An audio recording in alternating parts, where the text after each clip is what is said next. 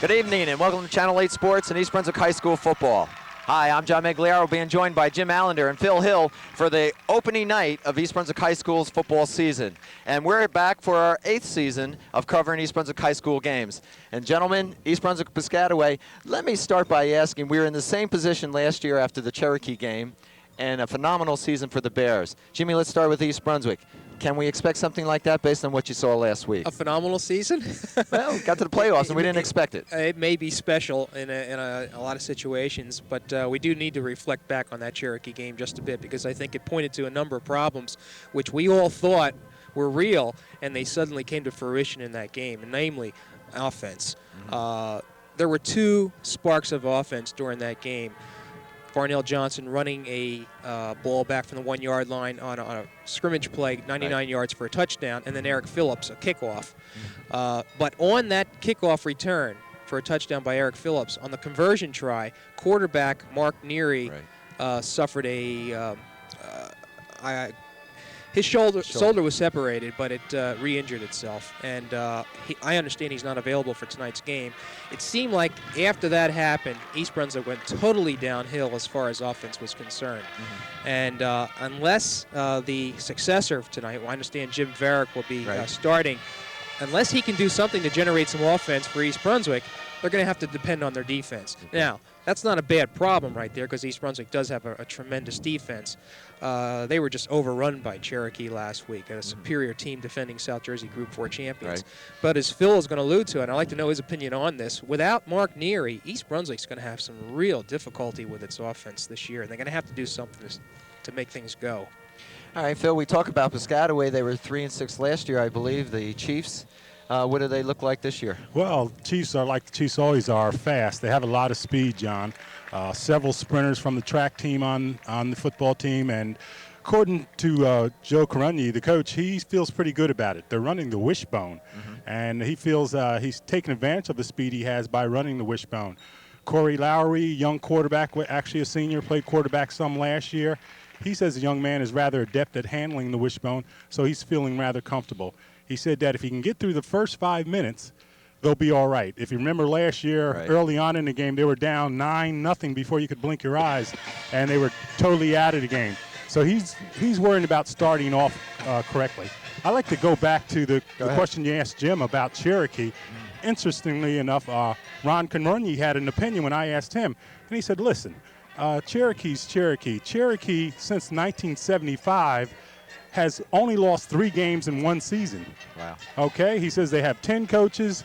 He says they dress 50-something kids, and there's another 40-something that they can't dress. 4 teams. Cherokee's Cherokee, so you can't gauge that Cherokee game. East Brunswick did it last year, bounced back, and they're going to have a little more luck on their side based on what I saw, John, in order to do it this year. Well, I've got to think East Brunswick on defense, playing a wishbone, similar to much like their E-bone, should not be confused, I would think, by that formation. So they might have a slight advantage. Piscataway, on the other hand, shutting down the E-bone, Varnell Johnson, Eric Phillips, it remains to be seen. Well, the problem is the defense, though. I alluded to a quality defense, but the fact remains some of those players are hurt also. Brian Tenora, one of the captains, I believe, he's not available. That secondary is hurting back there. There's some inexperience, and if the quarterback for Piscataway can generate something in the way of passing, I think East Brunswick could be in trouble in that sense. Phil, if you're Marcus Borden, do you play a conservative on offense and let your defense do the job? Well, I tell you, Marcus Borden has no choice to play conservative on offense because he has Jim Varick playing quarterback. Jim Varick was injured himself, out for almost a month himself, and anyone who knows about running the run and shoot or the wishbone, repetitions are the main name of the game, something like that. Anyway, the point is he hasn't had much experience running the E-bone, and if he hasn't had much practice this year, he's got to be conservative. John, I'm sorry. Not a lot of reading. You can't expect a lot of reading to be done by Jim Varick. Right. There will be some predetermined plays, particularly in the pass patterns. He'll know who he's going to from the get-go. It's going to take him a little while to get settled in. Well, right. The idea is, John, is to get Phillips or Johnson the ball and let them do their thing. Speed wins. But the point I wanted to make right now is last year, one of the things that East Brunswick did well was its special teams play, if you remember. Particularly the place kicking game and also generating turnovers off those special teams and runs, kicks backs. I think their kicking game is in trouble this year. You got Bob Varela as the punter, but Jim Varick has been the place kicker, and they have been doing well in that area. Yeah. So a number of question marks, at least for East Brunswick coming into the season. And tonight and tomorrow really kicks off the GMC Red Division openings, and it's going to be a tough division this year. Any thoughts? Well, no doubt about it. You still have Edison, who's I think the premier team there. They have an awful lot of size. Madison Central coming back. They were down. Searleville believing in themselves. J.P. Stevens will not be down another year. Perth Amboy's got to be improved. Yeah. It's going to be tough. Yeah, and certainly East Brunswick starting off a little bit slow, to say the least, with injuries, and now really having to change their whole offensive philosophy. And a defense maybe that is not quite there yet. Should be an interesting game. It's going to be a real test for the Bears tonight, Marcus Borden. And we'll be back with the start of the kickoff in just a moment.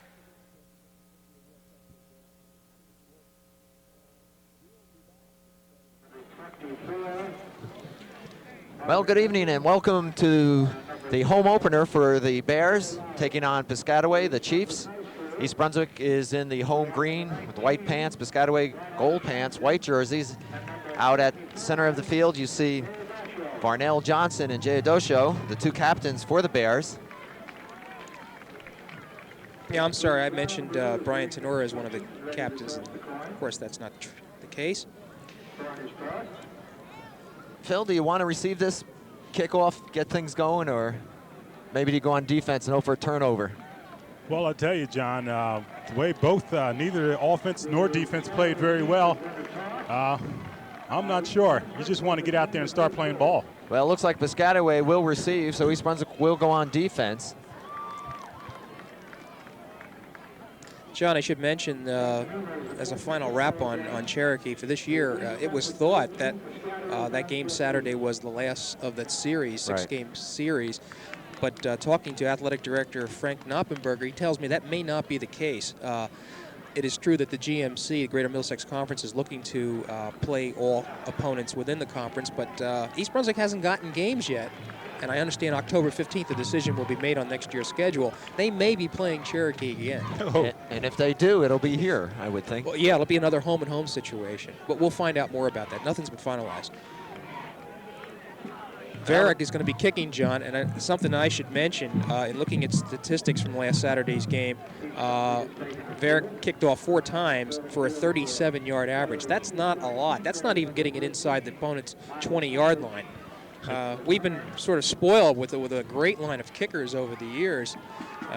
Kearns, Miller, who am I missing? there's one more. Well, Levine. Jim, we know Varick can kick. I think the problem is he just hasn't had enough time. He was injured, and then he's playing quarterback. Right. You don't get a whole lot of time to practice it. This is true. All right, we're ready to go. Varick puts a foot in. Good kick this time. Yeah, that's a good one. Fielded at the 9-yard line.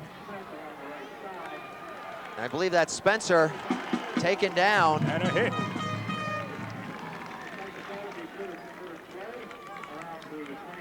And so the Chiefs will go on offense tonight. Looks like Christensen, Dave Christensen, one of the linebackers. We'll be calling his name tonight. Well, Dave's been moved to the inside linebacker position this week. They were a little weak up the middle, and they want a little more beef in there, so they put Christensen in the middle. And you know, Varick, one of the defensive backs who was slated as the quarterback, is probably going to be sitting out. Lowry is the quarterback, wishbone formation.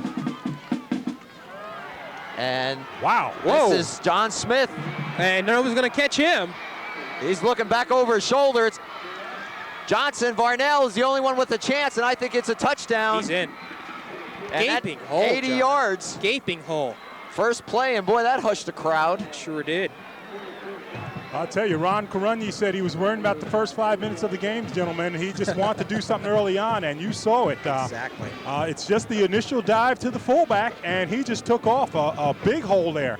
The young quarterback is reading there. The tackle moves, the quarterback gives it to him. And as I said, nothing but a bit large hole. 80 yards, Piscataway on the board. They're calling timeout And here. their kicker, they had a man late rather, getting to the huddle. You know, you talk about reading, Phil. I think East Brunswick's defense depends so much on reading certain keys, and you have to think that somebody just didn't, wasn't in the right position. They didn't read properly. Well, I'll tell you what, Jim. One of the things, speaking to Marcus Borden this week, is that there's just been an awful lot of changes. He changed linebackers from last week to this week, and that's an awful lot to do for a very young team to expect people to pick it up that quickly. Well, I didn't even get my program open, and Smith went 80 yards. 11:19 left in the first quarter.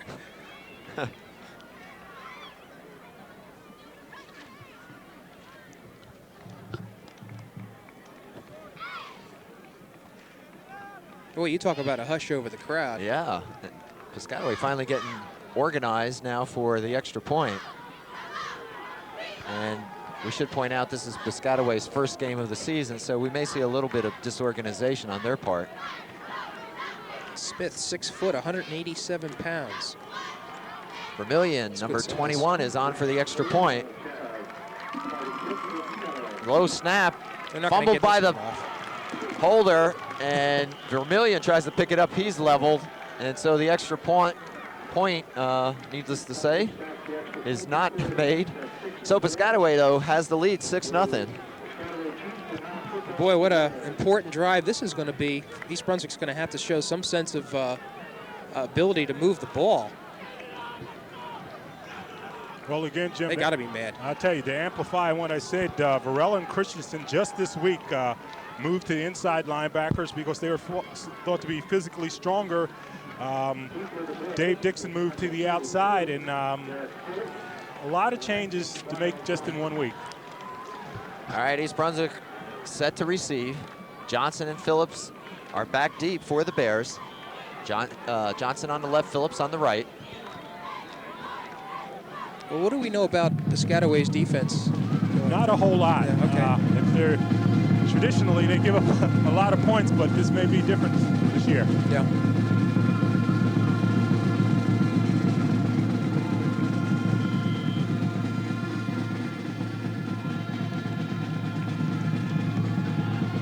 We're still waiting. Here we go.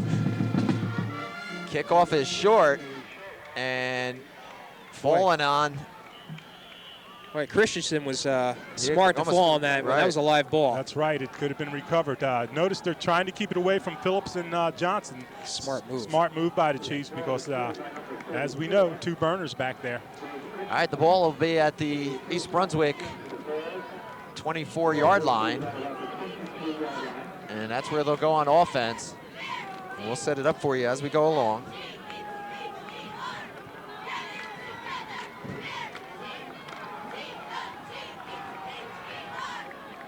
Matthews wide right. That's Barrick at quarterback. Lucarello in the backfield. And a good pickup by Johnson. A real nice pickup. The Bears opening up in a wishbone, John, and giving Piscataway a little bit of their medicine. It's a 9-yard pickup for Farnell Johnson. And that's about the most positive offensive play I've seen out of East Brunswick this year. They were totally bottled up last week. Well, it's still early, Jim.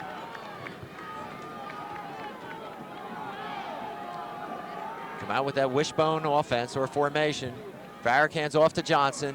Johnson has the first down. Phil, you get the feeling that Johnson's going to be a workhorse back this year? No doubt about it. Marcus Borden said he's going to put Johnson wherever he needs him. He'll be split out at wide receiver. He'll be at the tailback and the fullback slot.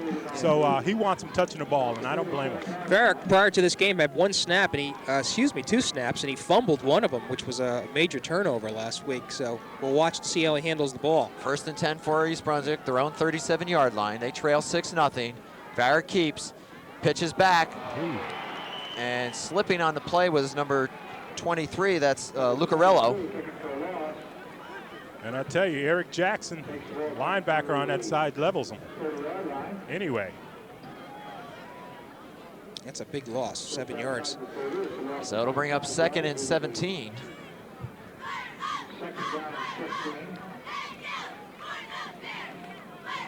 First offensive set for East Brunswick tonight.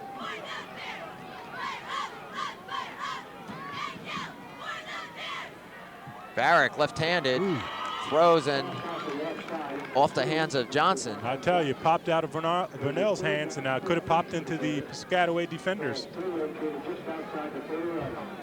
Well, you know, Varick being left-handed, Phil, and Neary being right-handed, got a slight different look, a different spin on the ball. You're going to hear me talking about it all night, changes, Jim and John. And I tell you, just you can make but so many changes and be effective. 3rd down for the Bears, 3rd and long. The ball sitting at their own 30. You got four people Varick wide here. Gives it into Johnson. Johnson's hit right at the line. Wow. He was whacked. And East Brunswick will be forced to punt.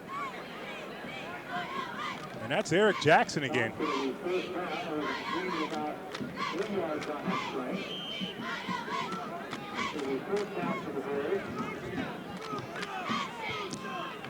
A little bit of a burst at the beginning there, but Piscataway settled down.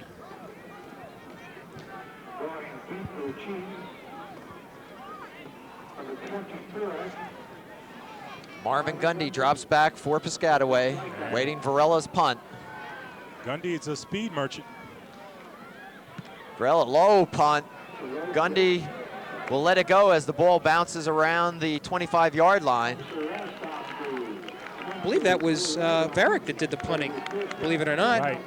All right, Varela, let's number 26 is Bob Varela. Well, remember, Varick has punted before, Jim. Yeah.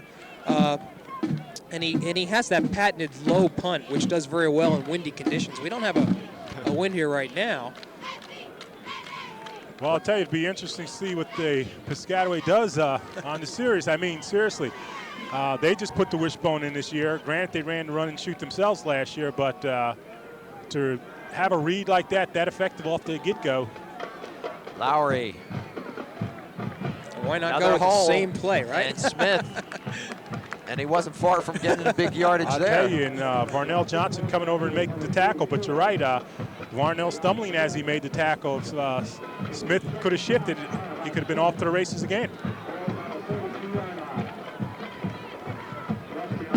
Picks up about 3, let's call it 2nd and 7. If you just joined us, Piscataway scored on its first possession, first play. John Smith going 80 yards. Lowry keeps it and a flag, and he'll stop the play right there.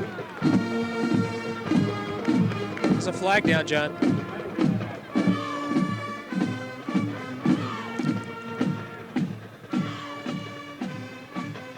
Officials meeting. Dead ball foul, and it's going to be procedure against Piscataway. Well, it's a loss on this play. East Brunswick should refuse. I don't think they have the option, Jim, on the dead ball. Oh, it was a dead ball foul? Yeah. Okay.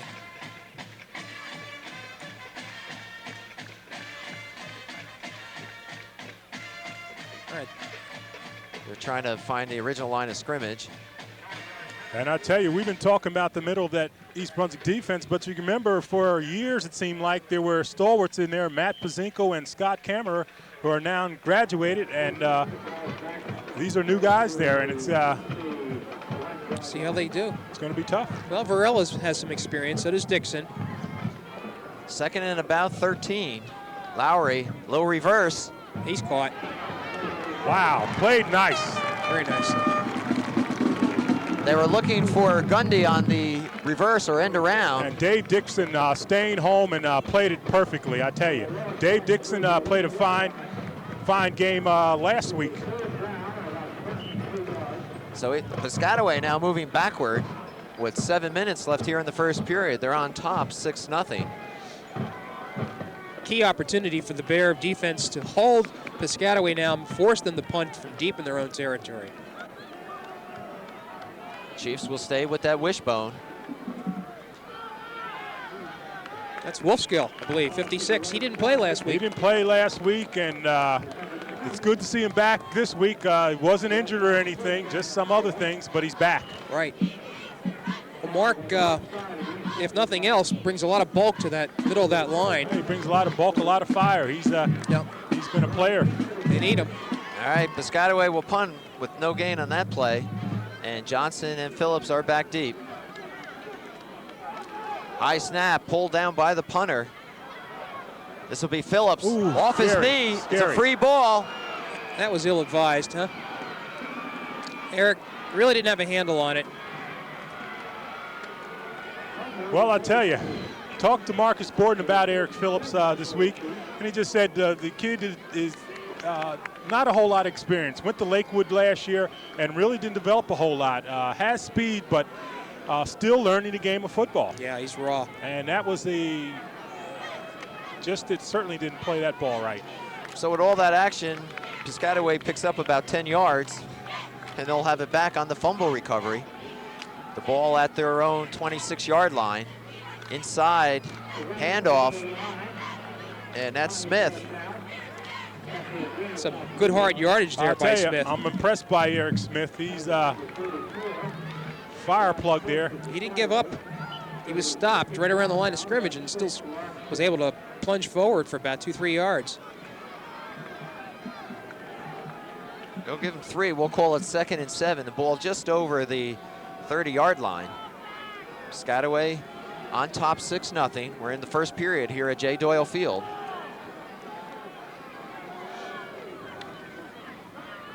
Another inside handoff to Smith. Phil Lowry looks pretty adept at handling the ball. I have to believe that was a predetermined place. Ron Karunyi says that Lowry reads everything. Didn't appear that he read there. Again, as you know with the wishbone, you're reading that tackle moves, you give it to the fullback. If he doesn't, you keep the ball, go down, and you go down the line. If you can take it, you go. If not, you pitch it. Those are just a few of the options. 3rd and 7. Let's see if Piscataway puts it up in the air. They have yet to throw a forward pass.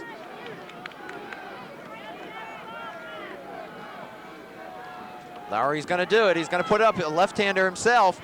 He's got a man open, and now it's a foot race. Mercy. Phillips. Phillips is the only one with a chance for him. And Phillips makes the tackle at the 6-yard line. The reception by, I'm looking for a number, I believe it was number 84, Barry Forbes. Speed's the name of the game here. Unfortunately, Marty Lucarello committed himself, missed the tackle, and there was nobody behind the receiver, and he ran all the way. Well, not much to say there. Piscataway knocking again. Ball on the 6. 1st and goal. I believe, John, that had to be Gundy. Marvin Gundy, number 24. There's one of the speedsters. And they're still waiting for the chain markers to be set up on the sidelines. I tell you, they got down there too fast, and speed kills, and certainly it's putting a hurting on the Bears right now. Lowry has his backfield. Smith may be the key. Number 44, that's he with the ball. And he's a load. He's still on his feet. Ooh. And he's in for the score. What a run. John Smith. What a nice run that was. You're not going to see a better 6-yard run than that. And I'll tell you what, East Brunswick, they have to really guard against getting themselves down right now, because really just 2 plays. They look like they can play with him. Well, on the play where Gundy took off the missed tackle over there, they had him for just a short gain, missed the tackle, and the young man took off. Well, Piscataway, second touchdown of the quarter, and they are on top 12-0. Smith's second score of the evening.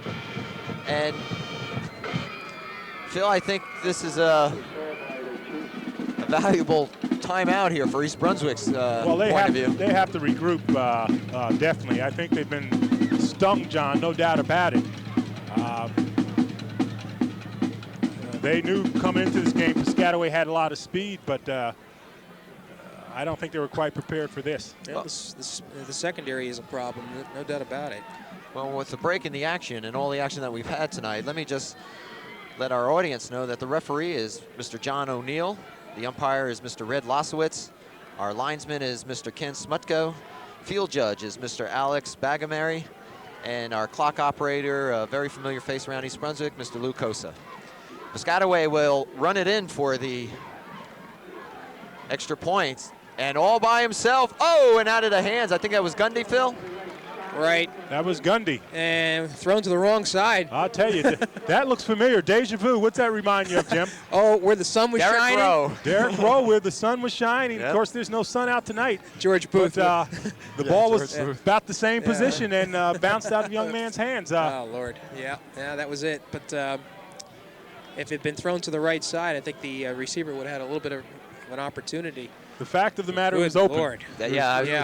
That's the concern, that it was open, and East Brunswick is down 12-0, 3:56 remaining here in the first quarter. And East Brunswick really has to guard against a letdown now. I think they're really down on themselves. Well, they need a drive. They were moving the ball there briefly on their first possession. Well, they also had Piscataway caught deep in the end zone there, and there was that unfortunate fumble. Johnson, now Phillips will pick it up at the 8-yard line. Ooh. And a flag is thrown as he's dropped at about the 17. And we may have a clip blocking below the waist. And that's all East Brunswick would need. They haven't been able to catch any breaks thus far.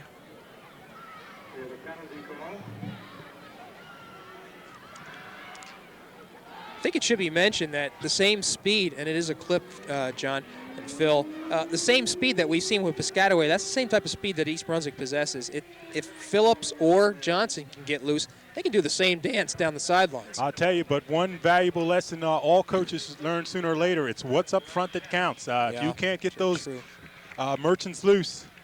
All right, East Brunswick will send 2 receivers wide to the right, Cavelli and Matthews. Lucarello goes in motion.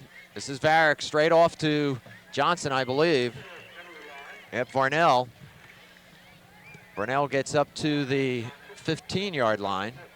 Picks up 5. It'll be 2nd and 5. East Brunswick deep in their own territory. They're trailing 12-0 with 3:10 left here in the first period.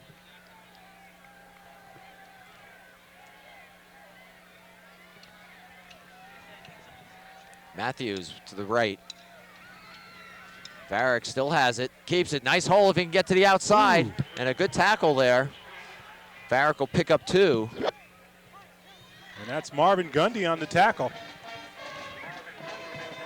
Good solid tackle. Looks like he was going to get a lot more, didn't it? Yeah.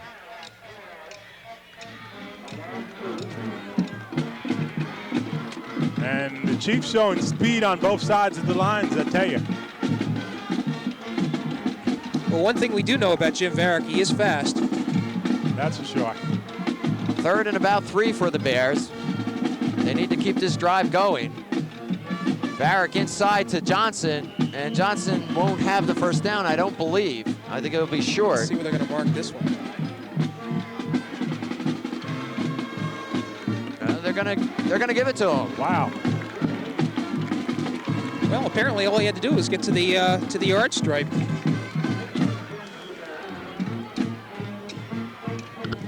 Big first down for the Bears. They definitely had to keep this drive going, or start this drive, I should say. So it'll be 1st and 10 from their 20. Cavalli and Matthews wide left now. Lucarello in motion. Varick to Johnson.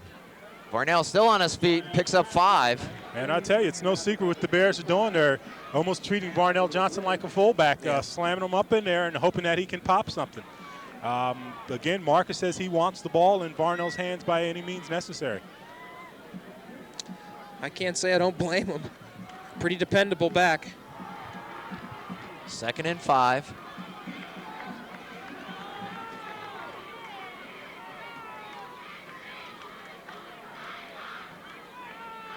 Same formation as before. Lucarello in motion. This is Johnson on the pitch. Needs a block to get outside. Still on his feet. He's got the first down. Phil, I have to think that play is going to work a lot. He may pop one there. Not only that, but his outside speed's enough to get around that end. He has some outside speed, but the Chiefs seemingly have some speed over there as well. So another first down for the Bears. Ball spotted at their own 34-yard line. And an official timeout. Equipment problem, it looks like. Pointing to somebody in Piscataway.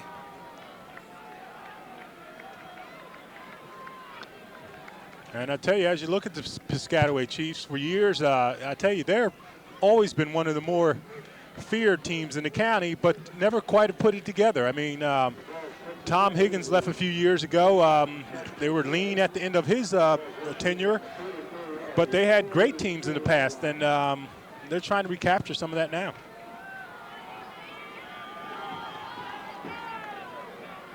Here we go, first down for the Bears. Varick looks over the middle. Ooh. And he was looking for number 4, Brian Cavalli, but a little mix-up.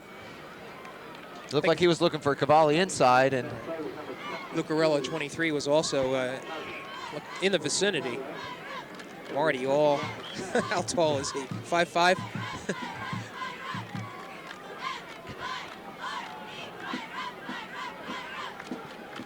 Second and 10. 53 seconds remaining in the first period. East Brunswick splits 3 receivers now wide to the right. Varick looks, lays it up for Johnson. And Johnson's got it into Piscataway territory. And John, you said it just right. Varick just put that ball up there and was relying on Johnson to use his athletic ability to get it, got a break there, kept his concentration and caught the ball. A fine play. And that play is good from the 35 all the way down to the 33. Well, that ball was close to being intercepted, but the hands of luck went East Brunswick's way. That's first completion for Jim Varick. 33-yard line, Piscataway flag down. Johnson on his feet, turns the corner. He's inside the 20. We'll see what the flag is. I think we got a motion against East Brunswick, though. And Varnell Johnson showing some fine moves there. And he's asking to come out of the game. I hope he's not injured. It is motion against the Bears.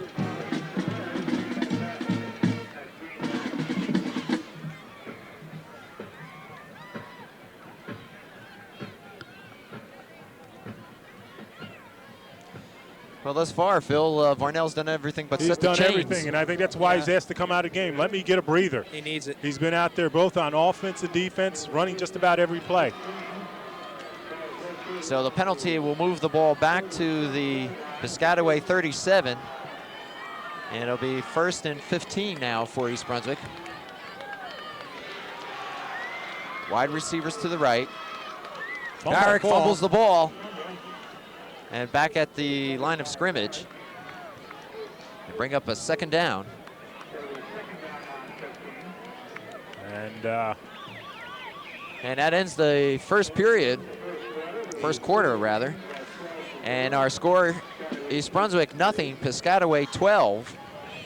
And Johnson makes his appearance back on the field, and good thing, because I think they're going to need him. Well, the good thing about it is the Bears are moving the ball now, and Marcus has to be pleased about that. Jim, last week against Cherokee, the Bear defense was on the field for 59 plays. Yes, and, they were. 59 plays is an awful lot of plays to be on defense, and you just can't have your defense out there that long. A total of 1 first down last week, 21 offensive plays they were able to achieve. It was like 3 and out every time around. And a lot of that, admittedly, has to do with the fact that when Neary went down, you had David Habib and Jim Varick running the offense. Really, they hadn't got a lot of snaps. So it's a legitimate excuse.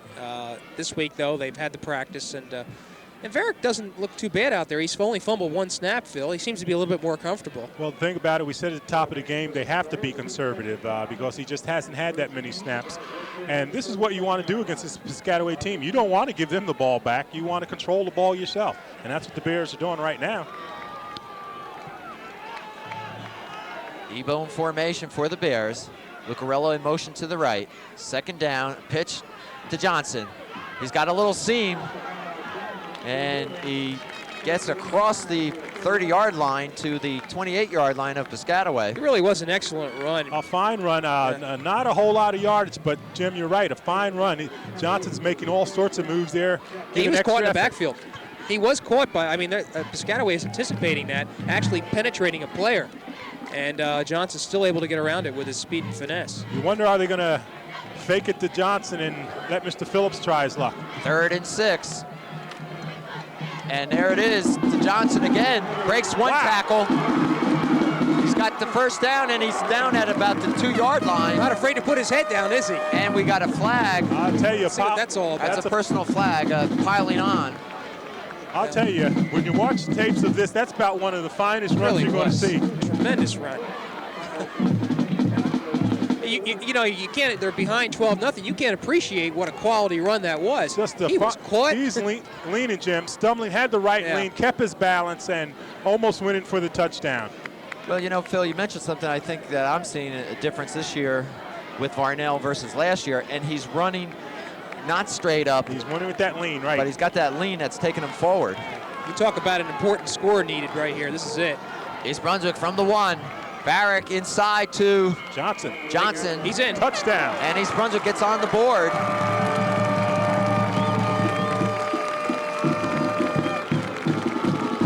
That drive was all Varnell Johnson, wasn't it? All of it.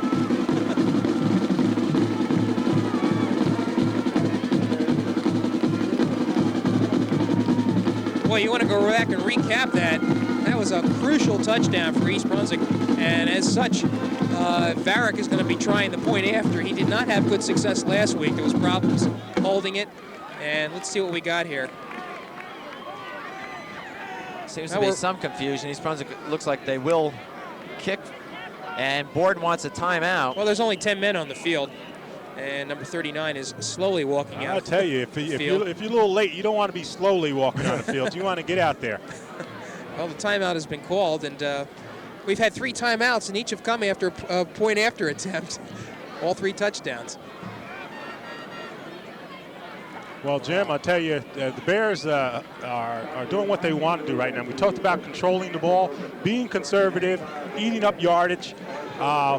Defense has to show a little bit. If we can get a turnover or just hold them after picking up a few yards, the Bears are back in the game. And Marcus Borden is playing it just right now.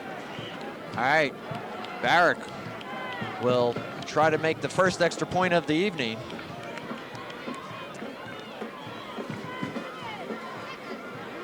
Good snap. The kick is up. That was nice. Good foot, and it's good. That's the way to do it.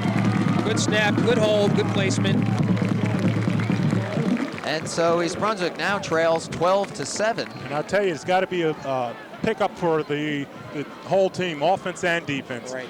And the Bears are back in the game. They looked awfully good on that drive, and defense just has to play some. They don't want Piscataway keeping that ball.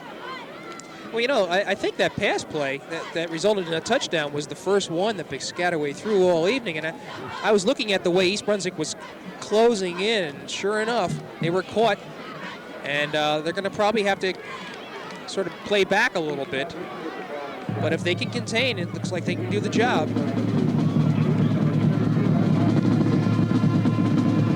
Well, Piscataway has Gundy back deep. He's the man they want to handle the ball.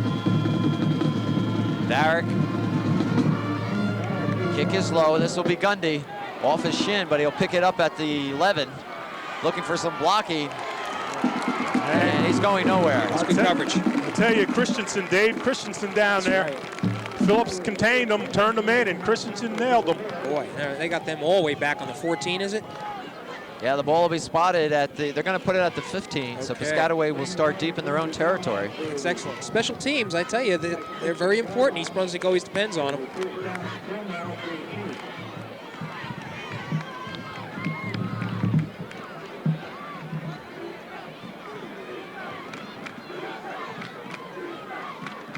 All right, Lowry brings them back out.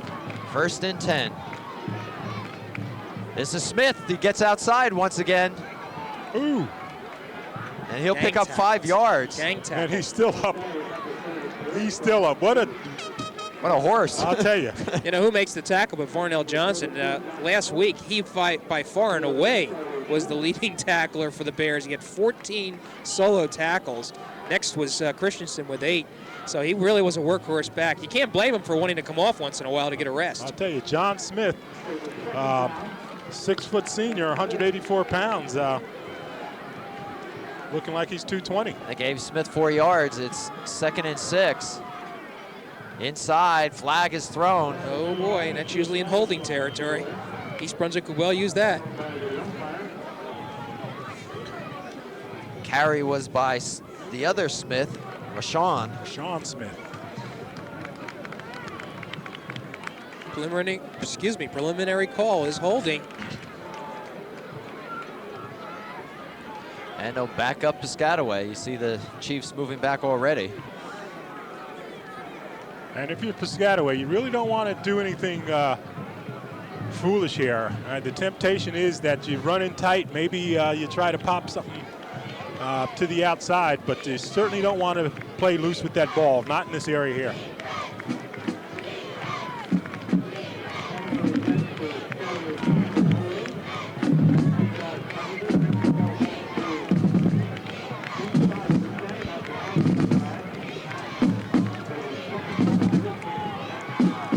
All right, 2nd down for Piscataway, and East Brunswick jumps off. Oh, wow. Yeah, boy, that's another thing you don't want from I'll East tell you, Brunswick. you really don't. Yeah. That's Gerbervac just leaning a little bit too much.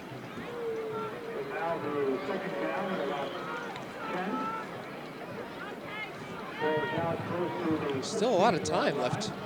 9:55, the clock is running, but the game has slowed down considerably from the action in the 1st quarter.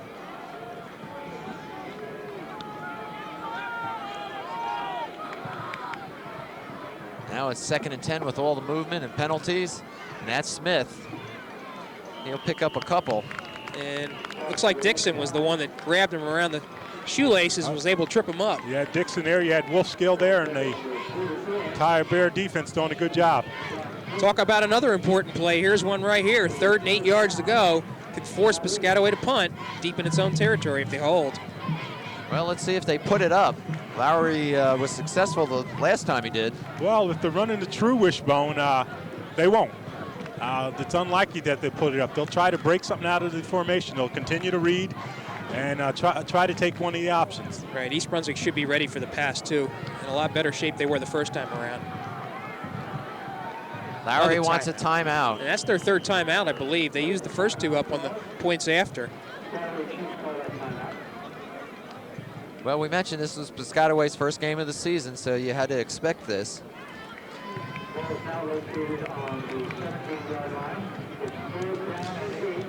Unofficially, I have Varnell Johnson carrying the ball 9 times already for 73 yards, and including that 30-yarder that he almost scored on.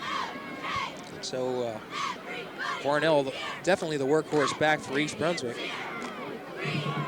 And I'll tell you, look at the Piscataway huddle there. You see Joe Karunyi, and this is his 2nd year as head coach, but he's been in the system 26 years.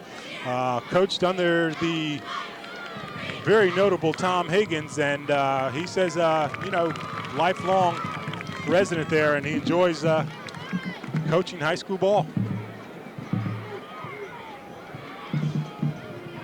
John, you mentioned Lucosa before as our official keeper. You know, he's the coach of the girls team. And he is bemoaning the fact that of the 9 starters, 7 are out with injuries currently. They're 1 and 2. I can't remember the last time. No. I don't think the East Brunswick girls program since '78 has ever had a team under 500. Here we go. Lowry pitches wide. That ball's on the ground, and a fortunate bounce as it comes right back up into the hands of, I believe it was Folks. Phillips, though. Nice tackle. Really, and the Chiefs being true to the form, continuing to do the wishbone and hoping that something breaks, not putting the ball in the air, playing safe, hoping to get a good punt out of here. Well, East Brunswick should have good field position. Right, and we're going to have, I'm sorry, John, 3-3 back for East Brunswick this time, looks like.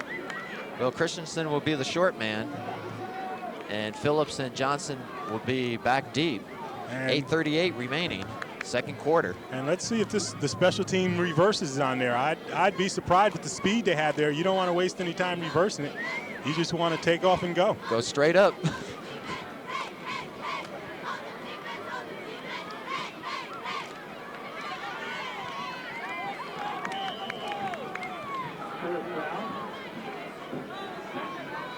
Bad punt. The ball's on the ground. Bad snap. And he goes to the end zone.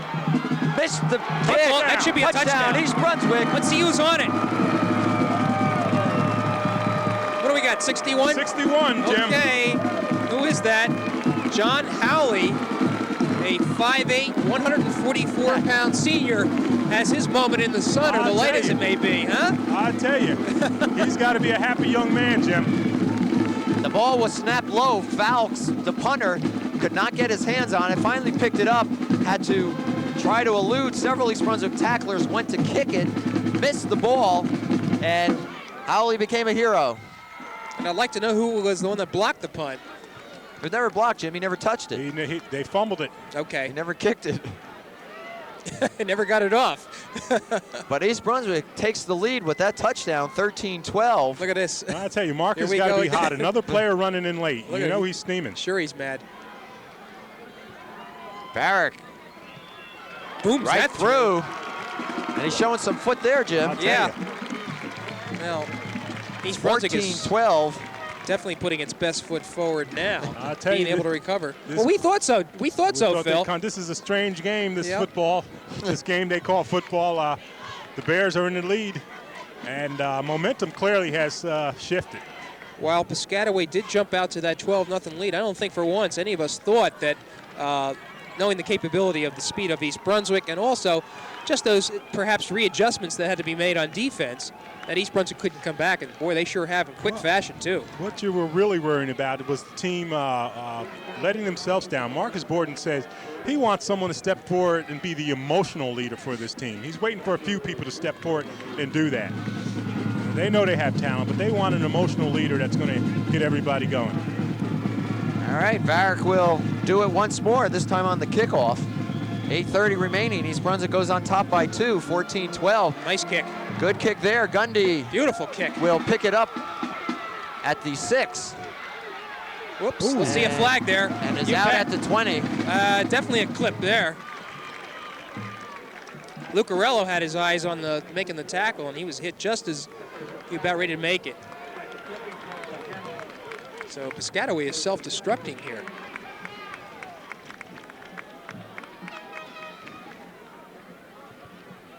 Well, the first play made it may have made it look too easy. I tell you, Bob Borrello being rather aggressive going down there and putting his nose in there, and that's what you like to see. It is a clip, and Piscataway is in a hole once again. Ball spotted at the 9-yard line, their own 9. And what was once a 12-0 lead is now changed to 14-12. The Bears on top. We have 8:22 remaining in the second quarter. And there's still some confusion there. Lowry, that off tackle, or the same play, that belly play we used to call it, Phil, to Smith. Right, and Dave Dixon in on the tackle again. Dixon, I thought, played a fine game last week. Granted, some of the tackles were downfield, but he's all over the field.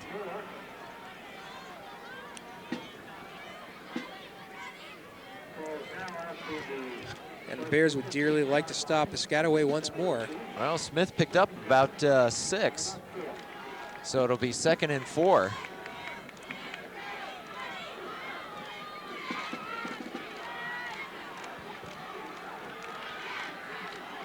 Smith again runs into his own And man I'll tell you, this time. that Bear defense is tightening up. And Yeah, they are. It was Dixon this time. You know, one of the perhaps problems last week with Dave Dixon was that he wasn't penetrating on the line of scrimmage. This time he is in the backfield every single play, and it's definitely making a difference. He made the stop that time. It'll bring up 3rd and 3 for the Chiefs. Ball resting at their own 17. And this is a big down for the Chiefs.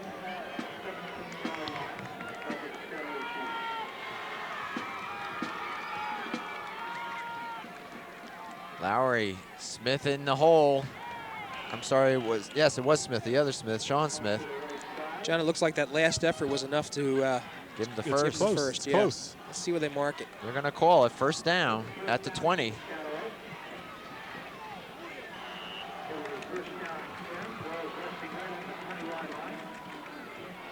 One thing, though, Piscataway is definitely not getting those big gaping holes that they had the first quarter. The Bears have made the adjustments.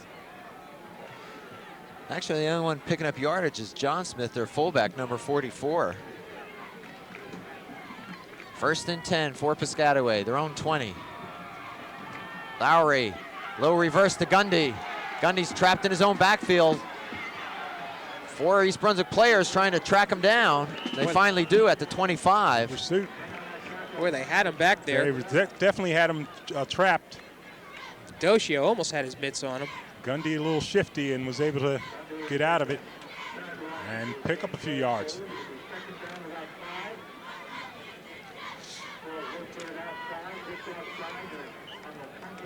Ball spotted just short of the 25. It'll be 2nd, and let's call it about 6.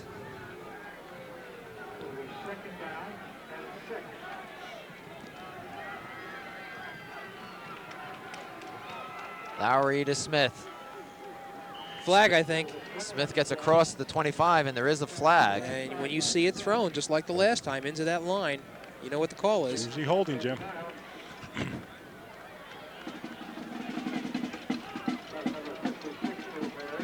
And it is against Piscataway, so that'll move him back.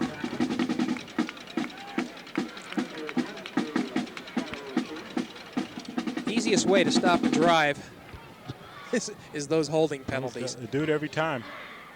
That's what killed Piscataway the last series. You got to wonder if Karunyi's going to gamble.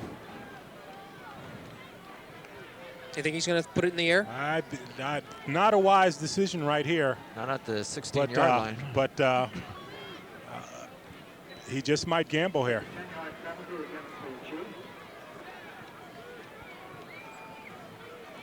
So it brings up a 2nd and 14. Ball at the Piscataway 16 as Lowry calls the signals, and movement by Piscataway. And 74. Their offensive lineman was the first one to move.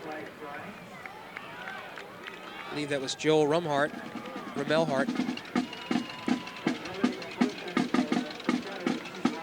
Yeah, quite honestly, this game's getting sloppy in terms of penalties and execution. Well, in reality, this is the opening game of the season for Piscataway. East Brunswick has one under its belt. Clock is running. We're down to 5:45 remaining before a halftime. Our score once again, East Brunswick 14, Piscataway 12. It's 2nd and 19 now for Piscataway, and they've been moved back to their own 11-yard line. Lowry still has it. Pitches back. And Smith gets up to the original line of scrimmage. And Christensen in on the tackle there. So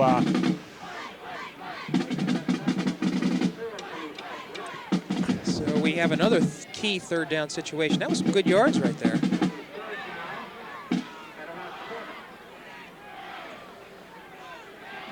Third and about 7. Piscataway able to move the ball up to the their own 23. And as you said, Jim, a key 3rd down for them and for East Brunswick. Barrick blitzes. Lowry still has it. Pressured. He throws it. almost intercepted. Yeah, looks by like Christensen, I think. Actually, Mark Wolfskull was the only one who picked it up. But Varela was penetrating right over top of the center and really forced the quarterback to throw hurriedly. And I'll tell you, once again, the Bears should have decent field position, something they didn't have at all last week. I said Varick. It was Varela, Jim, blitzing.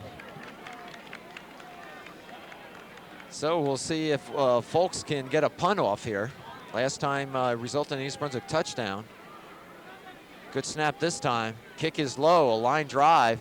Ooh. Off of Johnson, off of Phillips. Ball still alive. Piscataway will recover it. They should get it. They do at the East Brunswick 30. And that is the second time there's been a miscue on a punt return. I'll tell you, and you have to almost feel sorry for Eric Phillips, as Marcus pointed out. The young man has speed, but still learning the game of football. And tricky bounces, sometimes best just to stay away from them. Well, it puts East Brunswick's defense back on the field, and Piscataway now with excellent field position. The ball at the East Brunswick 31, and officials want to get the clock straightened out. And here we go. 4:35 remaining in the quarter. There's Smith, John Smith up the middle.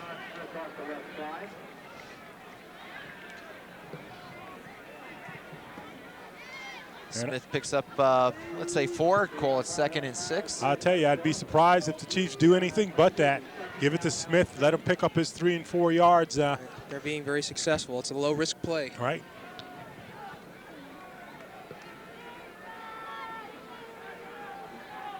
This is Sean Smith this time, and he'll get to the 25. And Jay Adocio down on the bottom of that pile, a host of other tacklers there as well. So it'll be 3rd and 4. And we don't know if Piscataway has any kicking game.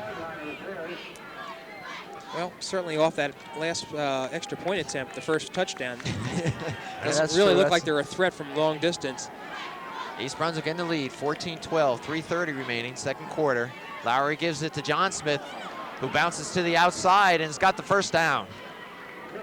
He just sort of ran by Dixon. I don't think Dixon even knew he was there. We had number 20 for Sean Smith leaning on Dave Dixon. Dixon sort of committed himself, and before you knew it, he's right by him, Jim.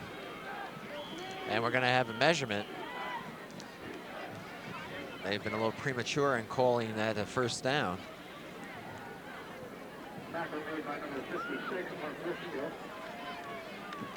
Clogging up the middle for the Bears has been Nick Szymanski and Anthony Gervivek. Has Gervivek changed his name from last year, Jim? Are you saying I mispronounced it? I'll have to remember that. Oh, we're starting. It is a Piscataway first down. Okay.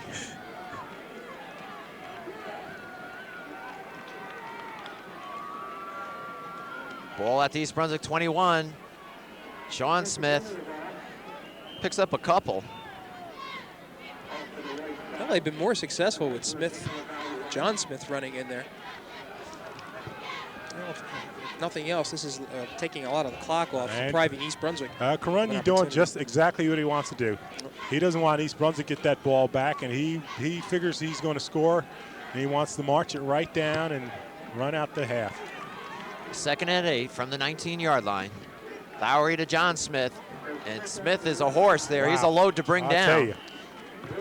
He really was an unknown quantity coming into this season. I didn't know of him too much. Well, you had Mr. Spalding, who's now at Rutgers, was the big man for Piscataway last year, along with quarterback Nate Grant.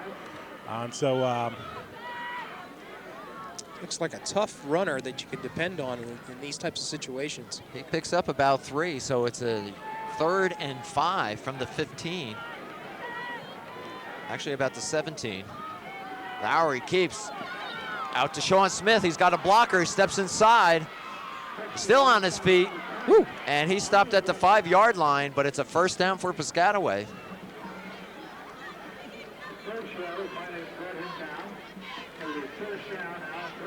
And the Chiefs, again, slamming up the middle, tighten things up, and all of a sudden they put something to the outside. Well, if you're the Piscataway coaching staff, you got to be happy, Phil. And let's see. What do we have? Timeout, East Brunswick. Yeah, timeout.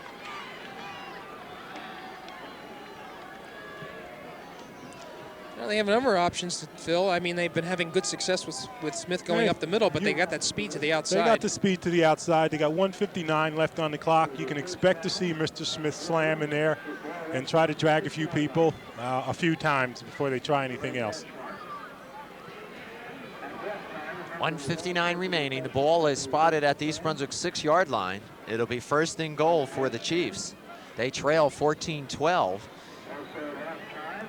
If I remember, this drive at one time was back on the 11-yard line. That's where it started, Jim. You're right. We had that fumble on the punt, which provided another opportunity for the Chiefs. They started on the 11 with about 5.5 minutes left in the quarter. So they have done an excellent job in controlling the clock and picking up the yardage. And all on the ground, Phil, as you said, that wishbone. That wishbone. I'm just wondering how much reading is going on. Karunyi insists that everything Lowry does is reading right there, and you got to believe some of this is predetermined. Him saying, give it to Smith, but maybe not. Well, you got to be impressed. Their first year out with this offense. They're looking pretty good with it. Right. Here we go from the 6. Piscataway looking for a score to take the lead. That's John Smith. And he rambles down to, well, maybe he picked up a yard. I thought he had a little more than that. I'll tell you, Varela in on the tackle. And this is a hurry up. And Jay Adocio. Lowry quickly, no huddle. Flag as John Smith will go in standing up. And to see who the flag's on, I got to believe it's Piscataway. Procedure call. If it is, that'll be a break for the Bears.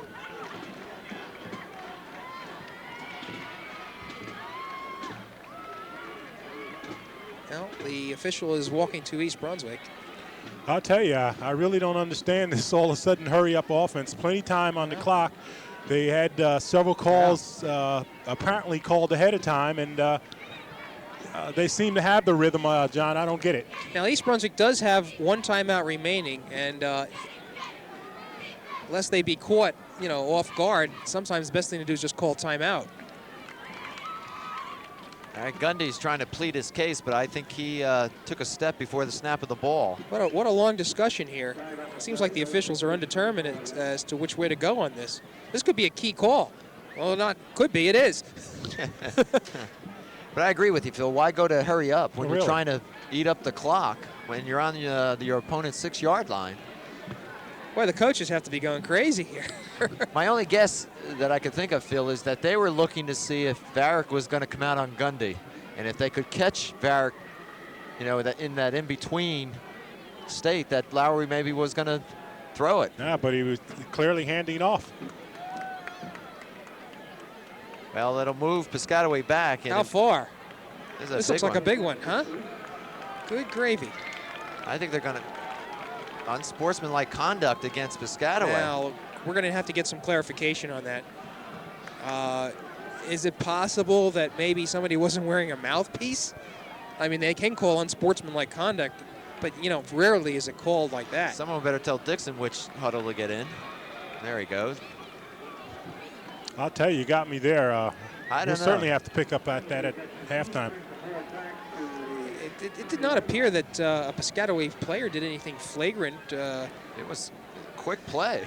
And you see the official over there explaining it to the Piscataway coach. It obviously was called on Gundy because he's still arguing his case. And even on appeal, he's losing. And they're telling him to calm down now. You see him pulling him in to the huddle, number 24.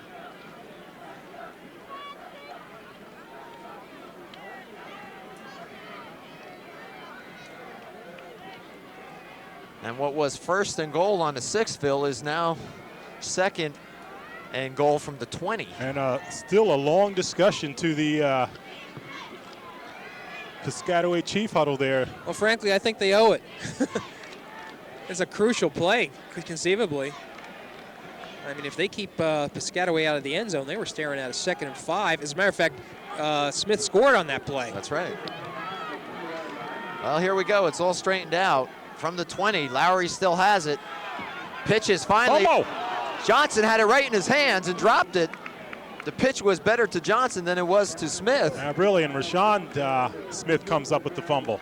Now we know Piscataway is out of its allotment of timeouts, so they're going to have to get moving here. Now the clock becomes a factor for the Chiefs. 1:10 remaining. It's 3rd and 22. They have to score, remember. They cannot pick up a first down.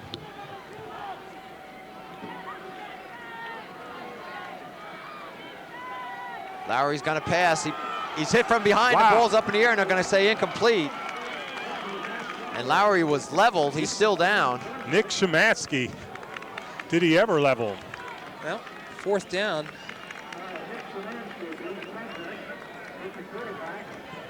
And I tell you, if you're Piscataway, you got to be demoralized. Moving for a touchdown, and Jim, right now that call is the biggest event of the evening. Our score. Got to find out what that's all about. Okay, John, they got their passing quarter in there. Tyrell Briggs, Baskin, number 11. Watch for the pass. Baskin drops back, looking, thrown in the corner for his man. A flag is thrown, and here we go. Could be a holding penalty. Some bumping over there. Let's see. Barrick was on Gundy. It's going to be against the Bears. Unless the Piscataway receiver pushed off. All right, now here's a good one for you. It's not on the spot of the foul. It's 15 yards from that point. From the line of scrimmage. From the line of scrimmage. But I don't think the ball would be turned over on a defensive foul, so they might have another opportunity. Let's see what this is all about. Pushing against East Brunswick. That's a first down. It is an automatic first down. Okay. I'll tell you, that hurt. Oh, it's got to hurt big time. Let's see if they leave. See if they leave Baskin in there. And one of the risks now, 46 seconds gone. Okay. Left. When you run, the clock continues. Lowry back in there at quarterback. Lowry to John Smith. Smith down to about the 5-yard line. 40 seconds, clock going. Here we go. This should be interesting. Timeout. Official timeout for what? An injury what a one break. of the Bears. What a break for Piscataway. Dave Dixon. Dave Dixon comes up limping. I think he's going to have to come out for a play. Let's see.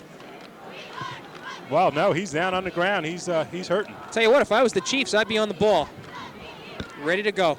They're going to start that clock as soon as the player's taken off the field. Well, it is Dave Dixon, and Phil Hostler's out to look at him. Nick Spadafino, the defensive coach, out there as well.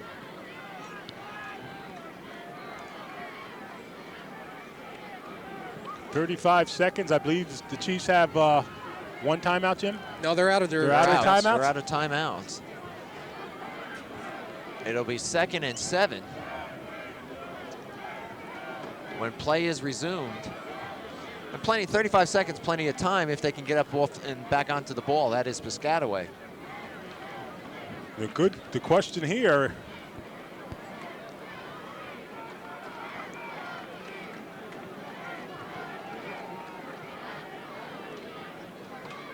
Dave Dixon still down, as you can see.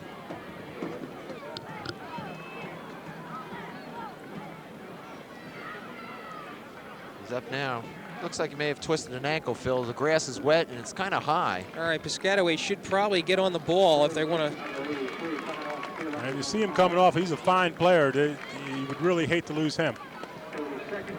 Well, the way he's limping, he is favoring that leg, but it doesn't seem as though it's the type of injury that could keep him out for a long. He might even be back in this game. All right, 35 seconds. 2nd down and 7 for Piscataway. From the 7. And they got to wait till Dixon gets off the field. That's good. Good move by Piscataway. Lowry will roll to his right, puts it up in the corner for Gundy, all by himself, touchdown. I'll tell you. As Barrick fell.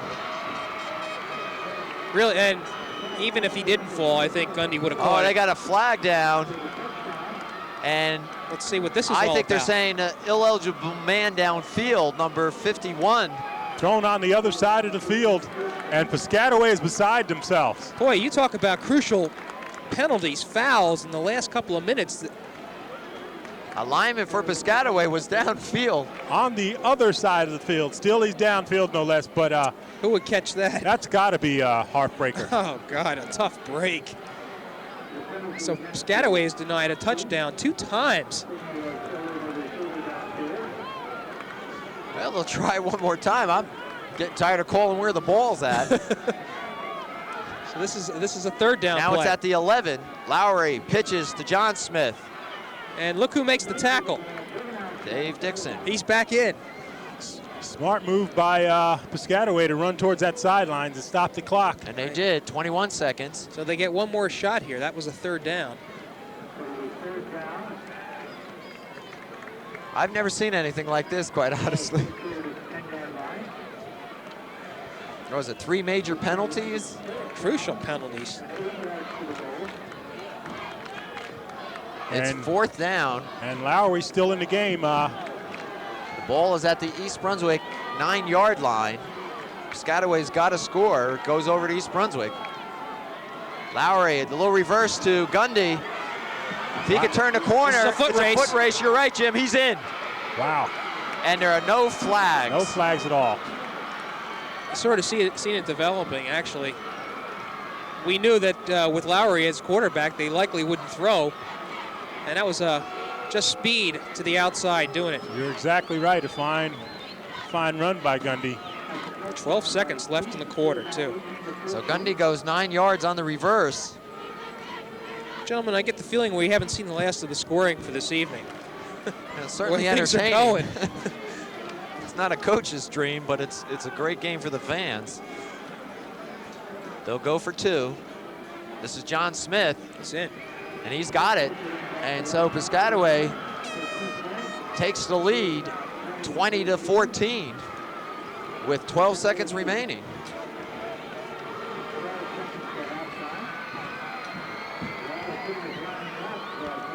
Boy, what a strange series of I'll tell events you, there. well, it's a very strange series. But we talked about the simple fact that you don't want the Piscataway offense handling that ball too long, and the Bear defense certainly was out on the field much too long. Yeah, they were.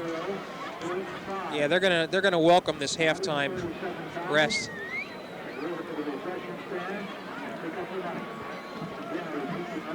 That was a whole game in itself down there. Well, we had 3 touchdowns in that series alone. Yeah, give credit for the Chiefs hanging in there. They could have put their heads down after those 2 penalties and felt sorry for themselves, but they really came back. Well, in particular, that ineligible man downfield really looked like broke their backs. But you're right, Jim. They bounced back, and they were going to get it in. They were determined, and they did, and they have the lead, 20-14. I wouldn't look for a long kickoff here. Going to probably try to squib it, keep it on the ground. And that's what happens. Barnell picks it up. There's a hole. Still on his feet, and Barnell gets up to midfield with 6 seconds. Well, they had Johnson well placed there. And the Bears call timeout. That's their last one. I think Johnson half expected that, or East Brunswick did, and so they put Johnson as the short receiver. He was able to get the ball. He almost was able to break it. And you see Marcus Borden in the huddle there, so he hasn't. He wants something with this with 6 seconds left. Be interesting to see if it's a handoff to Johnson, or will they put the ball in the air? Well, we've yet to see Phillips carry, if I'm wrong. You're right. I don't have him as carrying the ball. Varick has only passed the ball 3 times. The one completion was that 32-yard tip pass to Farnell Johnson that kept that drive alive.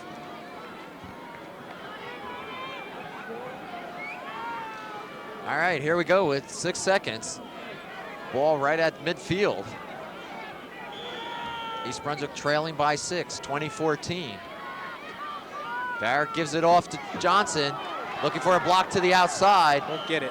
He'll get the first down, but that'll run out. They're saying 1 second. 1 second. Well, there you go. So he gets 13 yards on that run. Ball will be moved into Piscataway territory.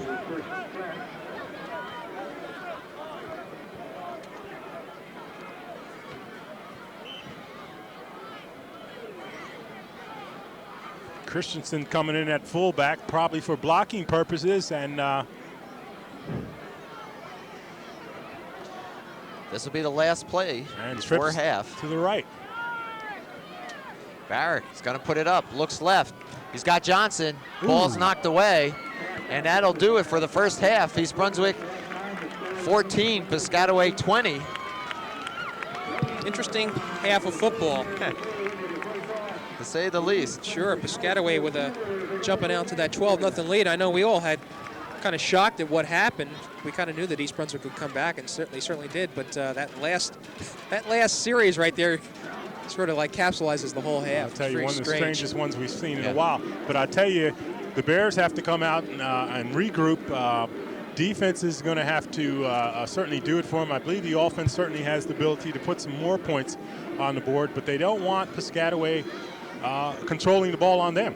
And because Piscataway is pleased to control the ball. They had that first big run, the first play of the game, but otherwise they've been playing rather ball control offense with that wishbone. Yep. And you want to get that ball out of their hands. The Bears have had 2 key turnovers that certainly have hurt them. And but otherwise, they've played Piscataway rather evenly in all other parts. Yeah. Well, as the teams head to the locker room and get ready for the second half, we'll take a break ourselves, and we'll be back with the third quarter action in just a moment.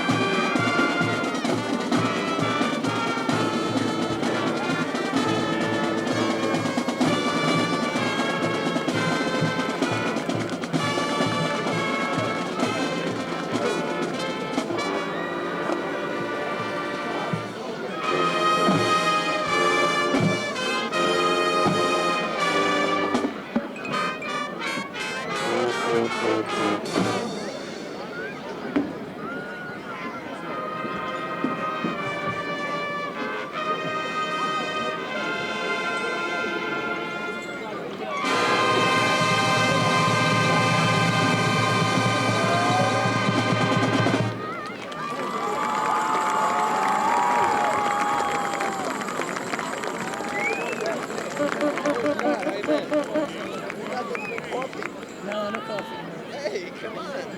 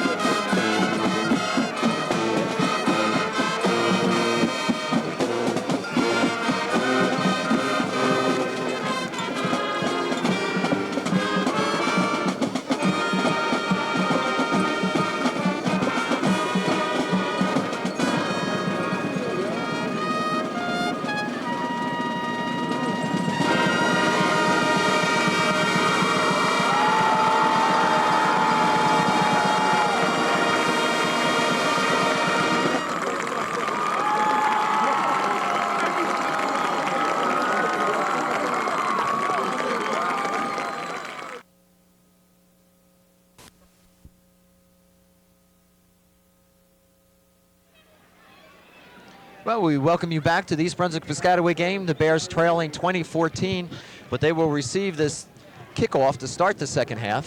Which will be to their benefit, seeing as how things went in the first half. Piscataway was able to capitalize on those two block punts, the two fumble punts both times. Well, we were talking during the halftime ceremonies, and that was the craziest 5, 6, 7 minutes no doubt about in high school football that I've seen. Anyway, short kick. This is going to be Phillips at the 21-yard line. Phillips has some speed, high step in his way, and he'll be taken down at the 37-yard line. It was ill-advised, quite frankly. Eric Phillips ran the kickoff, second half kickoff last week, and he does have speed when he gets the ball. That's for sure. Neil Meehan, number 30, in on the tackle for Piscataway. By the way, Johnson was did the majority, not the majority, almost all the ball carrying in the first half for East Brunswick. He wound up with 86 yards, 10 carries. All right, East Brunswick comes out in a wishbone formation. 2 receivers to the right. Inside handoff is Johnson. Crosses the 40. So they have to give him 4 yards on that. 2nd and 6.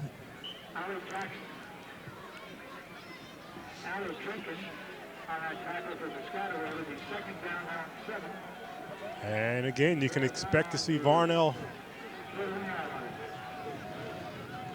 Barrett keeps it. Ew. And taken down about the line of scrimmage. I tell you, nailed him. Jim, you thought the ball popped loose? Yeah, no, actually, I thought Johnson had the ball. He was running straight up the middle, so I was fooled. Barrett loses a yard, in fact, so it'll bring up 3rd and about 8. Ball resting on the East Brunswick 41-yard line. And equipment problem with the, looks like the nose guard is adjusting his equipment. And they put Johnson out wide left. Matthews and Cabelli. Is there anybody with him? Wide right. They have Gundy with them.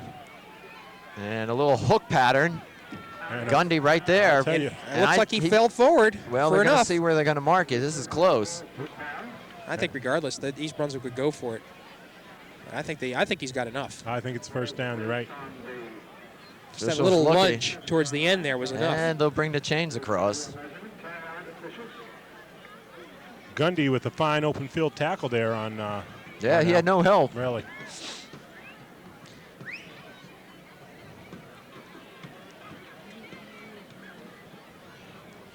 So Varick only thrown 4 times so far. He's 2 for 4. Ooh.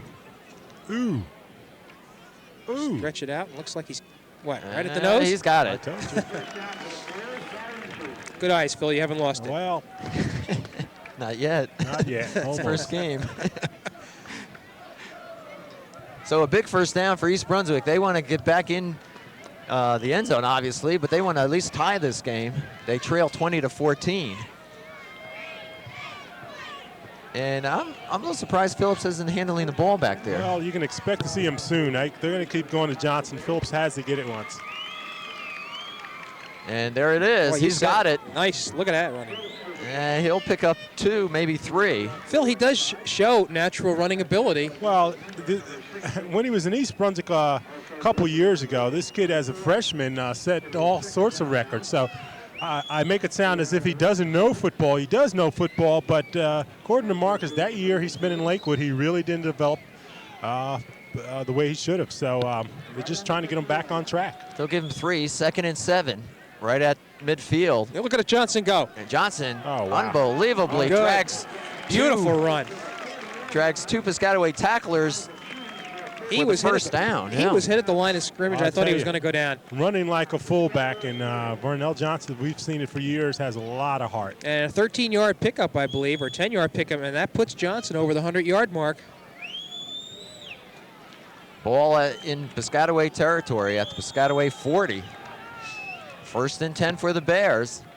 They've looked good thus far on the drive. Barrett quickly, a little hitch pattern, and he finds his man. That's Matthews. And a quick shot by Varick. And slowly but surely, Jim Varick is starting to become more comfortable as quarterback. I think you made that point, John.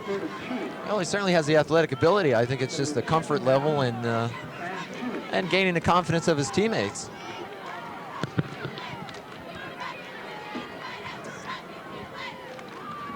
Oh, pitch backwards. That ball's loose, and Piscataway's got it, and a turnover that East Brunswick couldn't afford. Unfortunate there.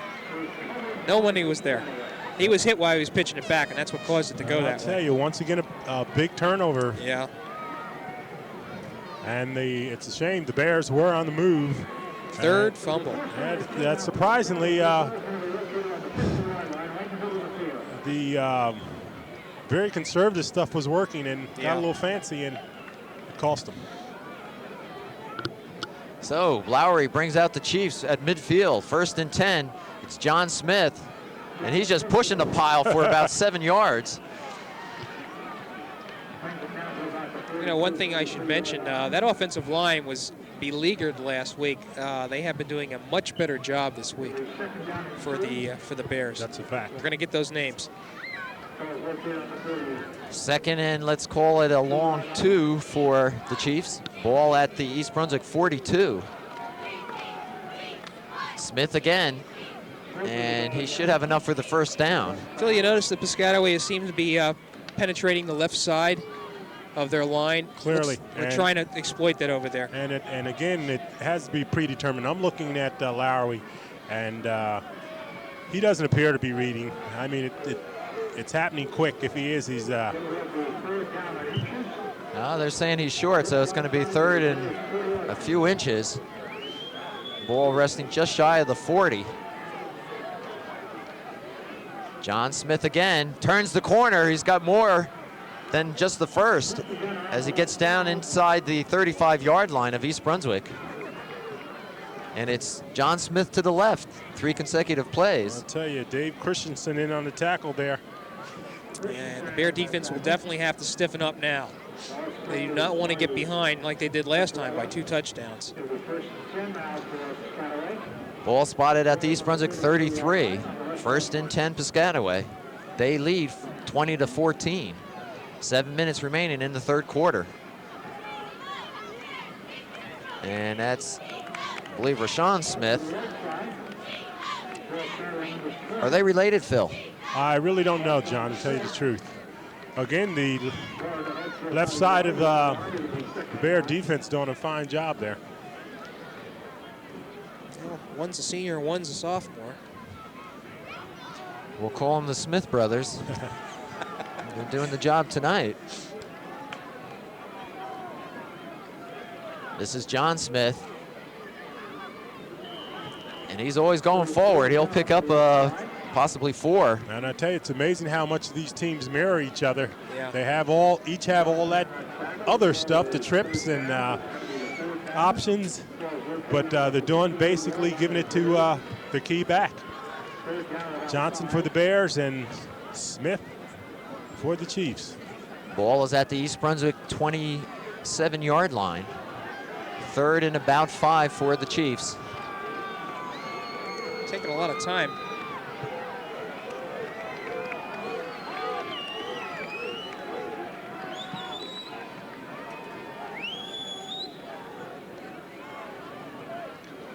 John Smith again. He's got the 1st down.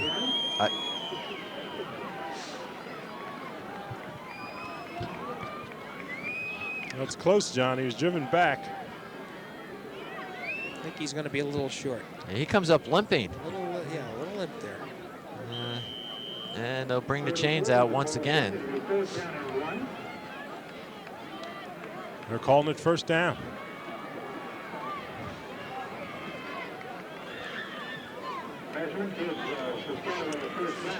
So Piscataway doing what they need to do. That is control the ball, and they've kept it on the ground all the way. They have a 1st and 10 at the East Brunswick 23. And Lowry keeps. And he'll pick up a couple. Good call there, Phil. They kept giving it to the Smith brothers. Well, that's pretty much the idea, slamming it up the middle and then try to take an advantage of the outside. Same amount of yardage you're picking up either way. And a pickup of 6. Let's call it 2nd and 4. Ball now at the East Brunswick 18.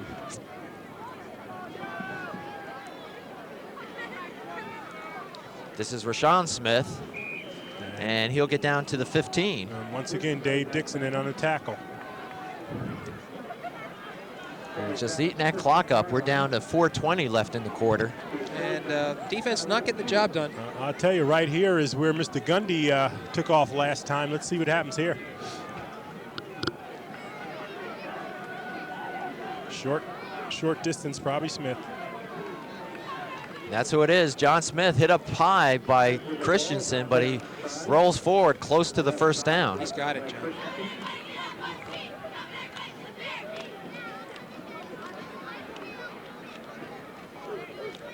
And it's a first down, Piscataway. Timeout, East Brunswick. Oh, I'm sorry. The referee gave a timeout call. Well, no timeout, they'll run it. 1st and 10 from the 12. Lowry keeps it. He'll pick up 3. And Lowry did wise there. They gave it to, faked it to Smith. Smith was nailed at the line of scrimmage, and Lowry read it correctly and took it around for a couple yards. He's doing a good job with the wishbone. Well, you have to be impressed by Piscataway in running this offense. All right, now Officials timeout.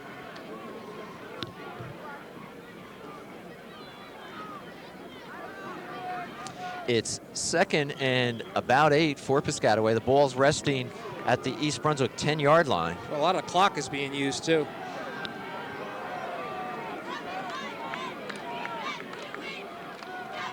Lowry keeps it again, tries to cut upfield, does. Dragged down at the 8-yard line. Gonna bring up a 3rd down. And Darnell Johnson and Wolfscale coming from the backside. So, big play here. It'll be 3rd and about 5. And you have to think that if Piscataway doesn't get a first down on this, they would not try a field goal. Got to look for John Smith. This is two down territory. That's who gets it. He right up stopped. the middle. He stopped cold. He may pick up a yard as he falls forward. And he's going to be a good 3 to 4 yards short. And Szymanski down on the bottom of that pile there, making that tackle, and we have a Bear player down. It's Wolfskill. And Smith is limping also. Smith is limping badly. Yes. He's down on the ground as well. Well, let's see. Was he holding his calf, or is it a leg, or an ankle? He's in. We're looking at. We have them both in the screen there, but Smith is on your left for Piscataway. Szymanski on your right for East Brunswick. And it appeared that Smith hurt his ankle a few plays ago. And a key injury for a number of reasons. This is a 4th down, and by virtue of stopping the clock, Smith is going to have to go out on this play, so he will not be available. He definitely has to go out. Both players, as a matter of fact. Right. Right now, both of their coaches are concerned about major injuries. And you see East Brunswick Card is about to go on the field in order to take Szymanski up. And the way they're attending to John Smith, I have to think it's a cramp. Well, it appears the more serious injury at this point is Szymanski. He's up. Mark Wolfskill. Oh, I'm sorry, it's Mark Wolfskill. Yeah. We apologize for that.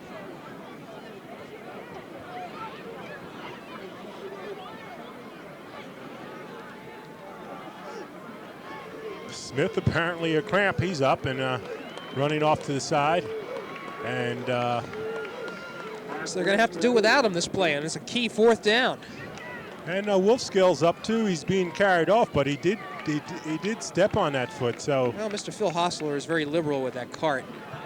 I've noticed Dixon got a free ride into the locker room, and of course he was out playing. Better safe than sorry, I suppose. Right. I suspect you might see Mark in again. Well, let's set the stage for you. It's 4th down for the Chiefs. The ball is spotted at the East Brunswick 7-yard line, and they can still pick up a first down. They need about 4 yards. Lowry keeps. Oh. If he can turn the corner, but he won't. Great defense by the Bears. Sure, that was Varela that came up and made that tackle. He came up nicely, took the angle in pursuit, sealed him off, and nailed him. Boy, I'll tell you, without John Smith in there, you really saw the deficiency. That's right. Yeah. Well, it changed their whole play calling scheme. It really did.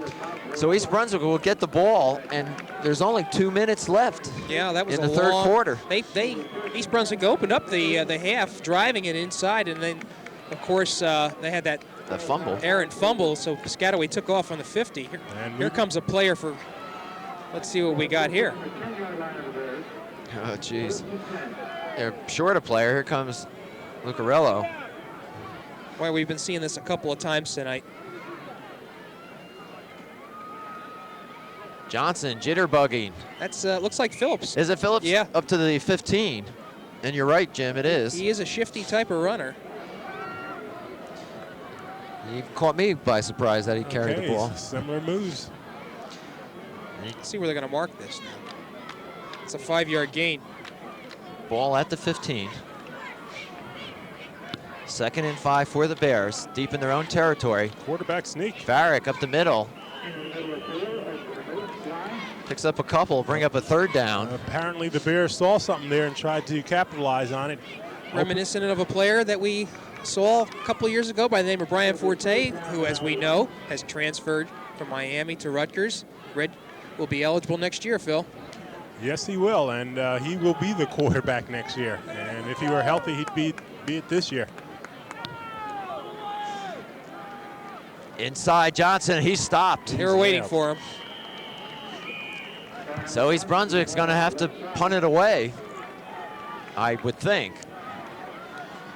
They trail 20-14 with 25 seconds left in the 3rd quarter. Marcus Borden's all the way out on the field.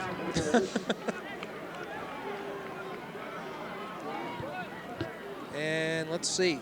They probably are going to let the clock go out here. Why does the official call timeout? He's taking a timeout. It's an official timeout.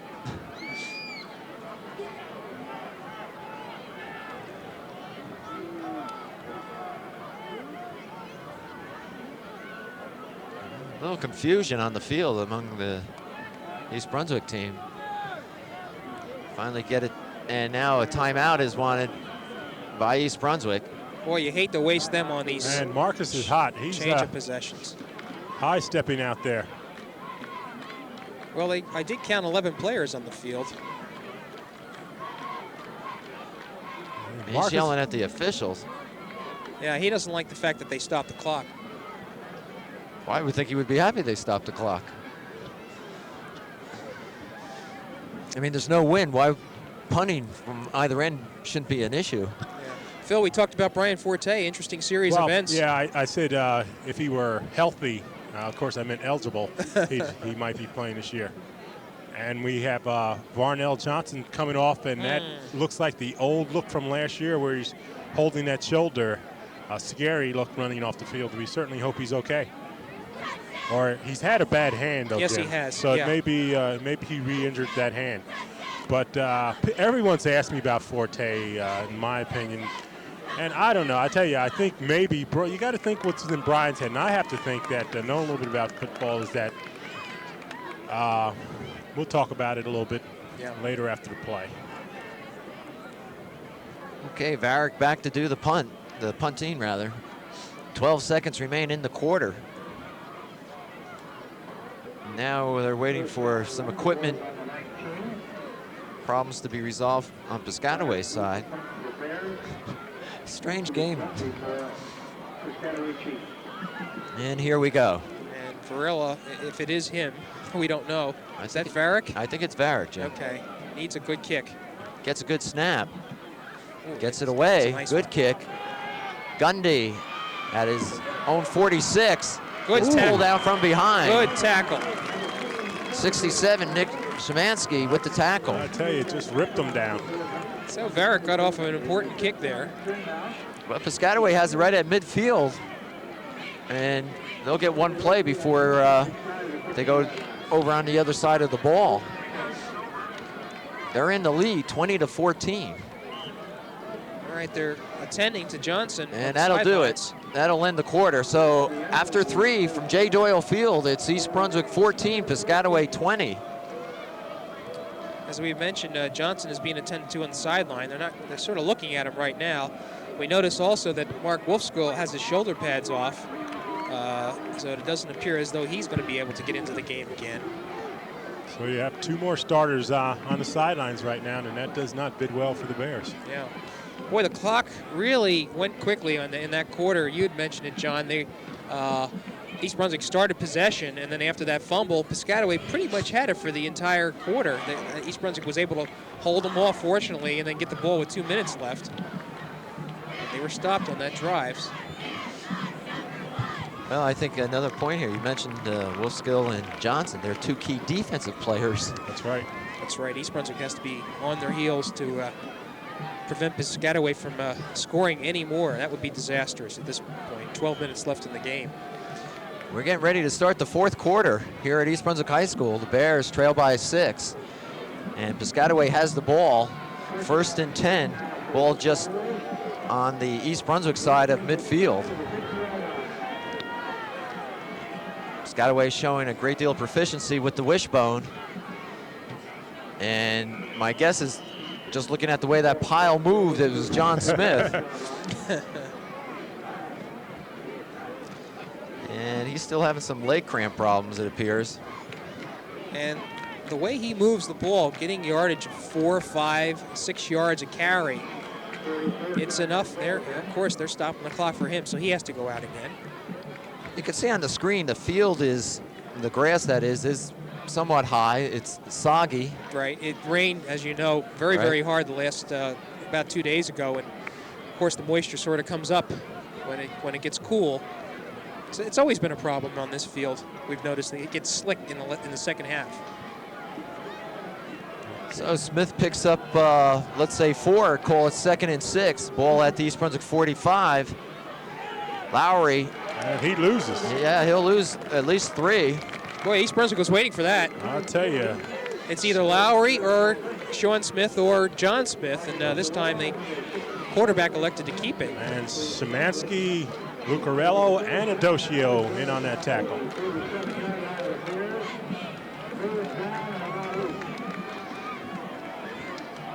Third down, and you really like to see the Bears hold them here. Taping up Varnell Johnson on the sidelines. So 3rd and 8. He's going to get back in. 3-yard loss by Lowry. He has it. He's going to pitch it out to Smith, Rashawn Smith. Got him. And Smith is taken out of bounds, short of the 1st down. Eric Phillipson on the tackle there. 4th down. Mr. Smith comes limping. I don't know. He's not back in the game. It'll be 4th and about 4. Ball at the East Brunswick 43. And big play. I don't think they're going to punt. Doesn't look like they are now. Now they are. Are they? Yeah. Okay. They're in a punt formation. Phillips is the deep back. Folks Has had no success tonight. gets a good snap this time. He's fumbled both of them. He gets a good kick over Phillips' head. Let it go. Yeah, that's. He will, and the ball will end up at the 6-yard line. So East Brunswick deep in their own territory. They trail by 6, 20-14. And Varnell puts his helmet on, is back in the game.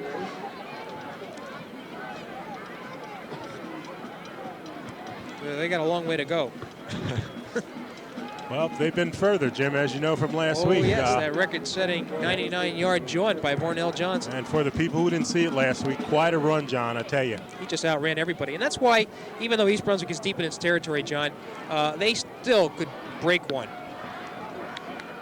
Barrick is the quarterback, replacing Neary, who's injured. He's been there all night. Flag's thrown. Johnson out left side, tries to make the turn, but he'll pick up around 7. Let's see what we got here. Maybe the delay of game, I don't know.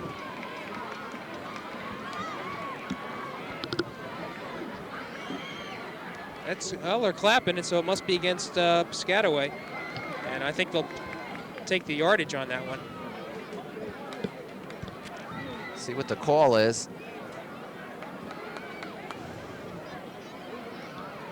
It is against Piscataway.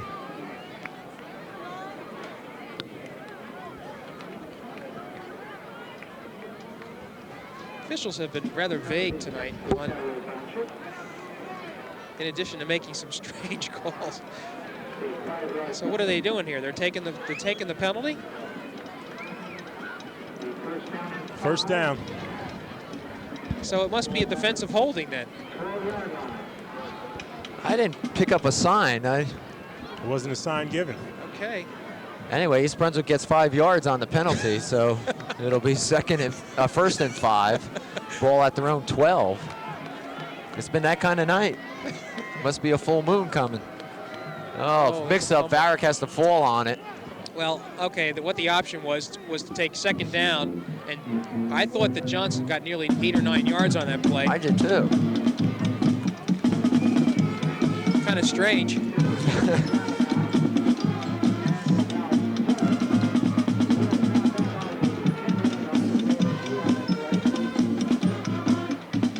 Well, you know the Chiefs are going to be keen on Johnson. It'd be interesting to see what the Bears do right here. 2nd and 7. Pitch. Johnson fighting his way close to the 15. He needs to get to about the 18 for the first down, so it'll bring up 3rd and about 3. Phil, do you know if they have an option off that little pitch to Johnson? I mean, can he throw the ball, or has he? Yeah, he can throw it, but unlikely. He has a bad hand, John, and who's he going to throw to? He can't throw to himself. I mean, for sure. He's been the whole story offensively. All right, Varick pitches. Johnson left this time. Oh, he got it. And he's a step away, but it looks like he's got the first down. You know, it really shows just how good Varnell Johnson is. Piscataway knows it's coming. They know he's either going to go right or left, and yet he still makes the yards. The entire and he's going outside. Entire place knows he's getting it.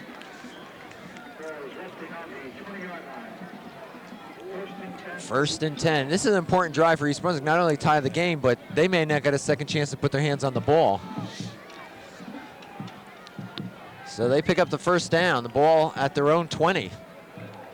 7:10 remaining, 4th quarter. Whistle here. Again, he calls official timeout.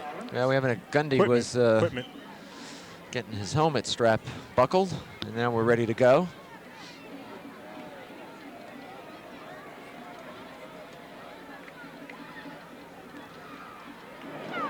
Johnson picks up 5. Nice hole there. Yeah. Well, the offensive line, I'll say this much, they've really rebounded nicely. And Marcus has talked about that offensive line, that they've got to come together if the Bears are going to do anything this year. They have an entirely new offensive line, which is, you can't expect a whole lot. Maybe by the middle of the year they will have come together, but it's very tough having your entire offensive line graduate.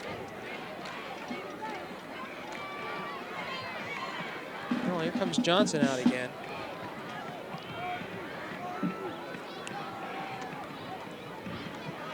Lucarello will replace him. Oh, what is this all about? I think he has an equipment face mask, or anytime he goes out of the game, it's a loss. 2nd and 3 for the Bears. Barrett drops, looking downfield, he's got a man, caught. It is caught. And that is Brian Cavalli on the reception. I'll tell you, nice pass. Varick stepping back, put it up there, and Cavalli hauled it in nicely. First down, East Brunswick. Brings the ball to the East Brunswick 45-yard line.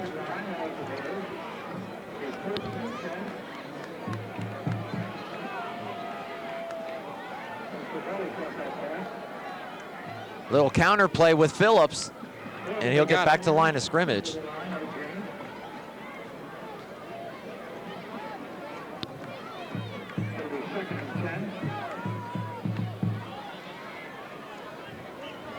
And the Chiefs tightening up defensively.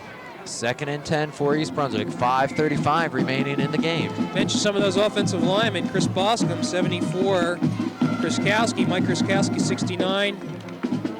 Brian Krapinski, 66, and John Halley, 61. Johnson, high stepping, will pick up 2 yards.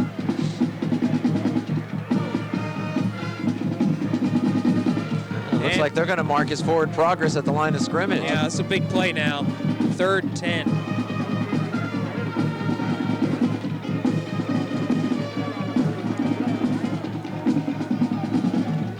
What do you do here, Phil? Well, you got to look for some form of play action off of this, where you fake into the line, and I believe they're going to put it up here. Timeout. Official. Jeez. Have you ever seen anything like It's Johnson again? I've never seen so many young guys having trouble with equipment. It's his pants that are coming off. Okay, no play action. They're just going to put it up. 3 receivers to the right. Johnson on a He's little, got blockers. Oh. But he's short of the first. And I'll tell you, Gundy laid him out. Marvin Gundy, he's been in and on the last 3 tackles, as a matter of fact. Big decision here. What do you do? Do you go for it or do you punt? I think you got to go for it. They may not see the ball again. Well, there's only 4:25 left in the game. Well, I think Marcus wants to talk about it. You know, Varick has been kicking rather well tonight. You know, you get him and you put him in a hole, and I think, well, of course, they used a couple timeouts now. The fact of the matter is, Jim, that when Piscataway's had the ball, they have been eating up some clock, as witnessed by the 3rd quarter, where they nearly kept the ball the entire quarter. Marcus Borden is out on the field. He's not out on the field to tell them to punt. So they're coming with the play, and it's got to be a big play. It definitely you got to believe, again, Varnell Johnson has to be involved in the middle of this play. I like the play they just did, as a matter of fact. They had Varnell spread out wide to the right and had him slanting in. Gundy made a fine tackle, stop it, but they need a big 3.5 yards they're looking at. And they got to go for it. I agree, Phil. Piscataway took about 10 minutes in the 3rd quarter with the ball. So this is the game. They're down by 6. Right, and Marcus is talking about execution. I mean, they got to have plays. He's talking about executing. Every person has to do their job here. Okay. Here we go, 4th and let's call it 4. The ball at the Piscataway 49. Varick looks, and the pass is outside. Johnson broke inside. Yes, he did. Oh. Well, I'll tell you, that kills you. You know, Borden was out there. He was talking about execution, had to play, and still there's a mix-up. That's got to kill you. Big down. Well, the ball will go over to Piscataway, and so they'll have it just shy of midfield. Well, if they weren't facing it now, they are now. The defense has to come up And with a Marcus good is one. beside himself on the sideline, and I don't blame him. Big John Smith looking to move that pile, and he'll pick up 6 yards. Nice piece of running there. I thought they had him stop for about a 2-yard gain. What you want to do is keep him up and try to strip that ball. And he picks up 5, so it'll be 2nd and 5, Piscataway. Ball resting on East Brunswick 46, and we're down to 3:50 left in the game. Chiefs on top, 20-14. Boy, it's a strange game. We haven't had any scoring in the second half. Nope. That's wild. Lowry at quarterback's been there all night except for one play. Here's Rashawn Smith. And he'll pick up at least 3.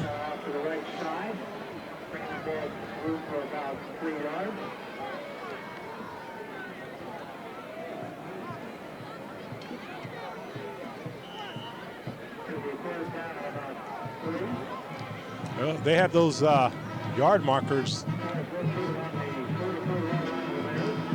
The ball looks like it's Ball's resting at the East Brunswick 44. They appear to need only about 2.5 yards. And that's Smith. He bounces to the outside and stretches forward. And I think he's short. I don't know. I think they held him on. But this is 4-down territory for Piscataway, Phil. They want to keep the ball. You're right. Big play here, no doubt about it. 4th and a long 2. Okay, what do we got here? Piscataway timeout, and Joe Karani wants to come out, and this is his all-important call. He wants to make sure they do it right. And he's got to be talking about execution as well. I mean, we're pretty sure about where the ball's going to go. Yeah. I would not also put it past them trying to trick East Brunswick from jumping off sides.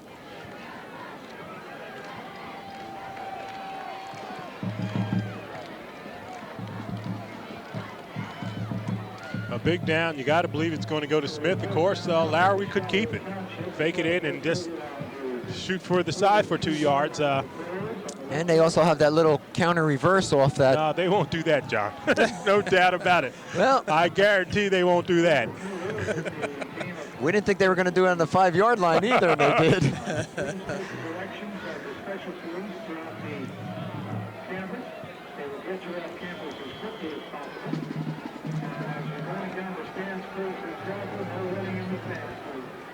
Okay, it's got to be the.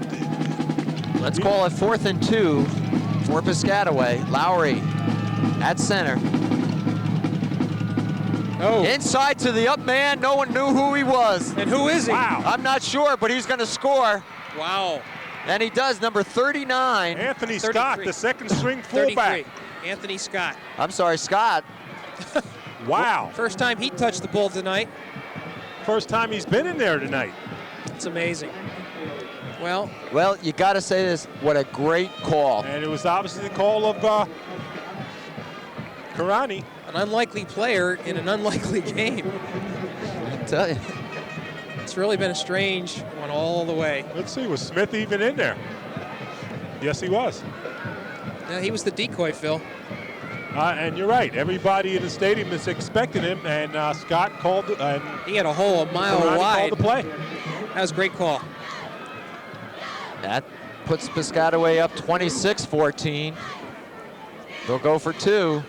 And there's that pass. Lowry, he's got Gundy this time. Wow. And Gundy comes out limping a little bit. Nonetheless, though, that's 28-14.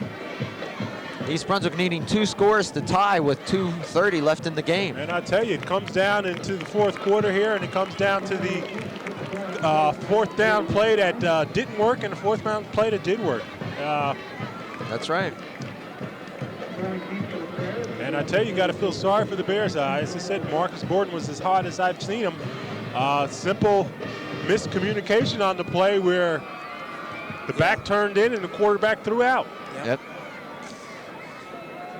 And you try to map these plays out as best you can, which is why Marcus felt that a timeout would be valuable at that point. But perhaps the unfamiliarity of Jim Varick, the quarterback.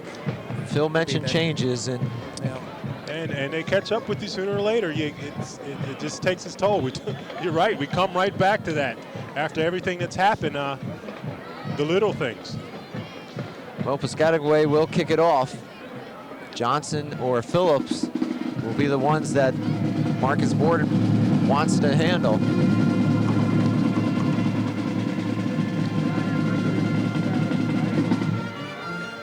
On the ground, and that's a dead ball by Christensen. And he played it just perfectly. So the Bears have their work cut out for them.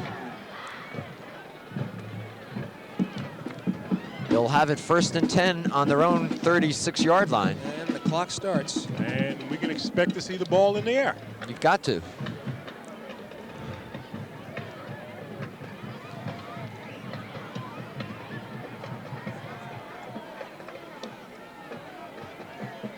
Two receivers wide right for East Brunswick.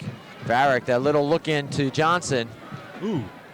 And he'll pick up about 5 on it. Almost spun out of it.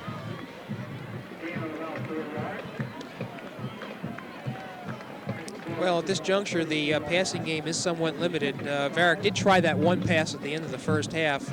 And as Phil mentioned, they really don't have a bounty of receivers to go to, at least experience-wise. Minute 40 left. 2nd and 5 for East Brunswick. Varick again throws it a little low and away from his receiver, or intended receiver, Mike Matthews. Stops the clock at 1:37.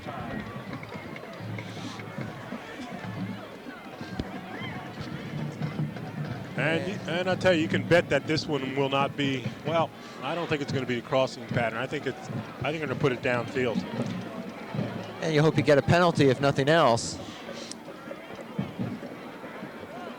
They've got to move north and south rather than horizontally.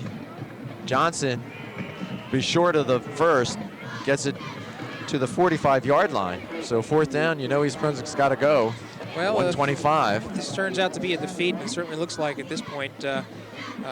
We were wondering when's the last time that the Bears were 0-2, lost their first 2 games. It's been quite a while. I don't think it's been since we've been covering them, John. Not that I can recall, Jim. Our 8th year. And now they did suffer that 4-5 season 2 seasons ago. Varick puts it up down the sideline. Nice play by Gundy. And he's played a well of a game today. Yes, he really has. Yep. He's been with Varnell Johnson wherever he's gone. So the ball will go over on downs to Piscataway with 1 minute. And I keep my eye on Mr. Scott. He's back in there. As is Smith. John Smith. Yeah. Sean and Smith. The Smith brothers and Scott. I'll tell you, there was probably one guy whose knees buckled in the huddle when they called that play. And that was Mr. Scott. You want me to actually carry the ball? Fine run. It was, and a great call. Great play selection there. Somebody moved. They didn't catch it. And we'll say John Smith, obviously, and it is. Picks up close to 7. And I don't have my media guy with me, but this is the first time that Piscataway has defeated East Brunswick since they have joined the GMC. That's a fact. It's a big win for their program, certainly. And I'll tell you, Inside 35 seconds. Karanya was talking about this team, and he felt if they could get off early, they'd be fine. And they got off as early as you could get.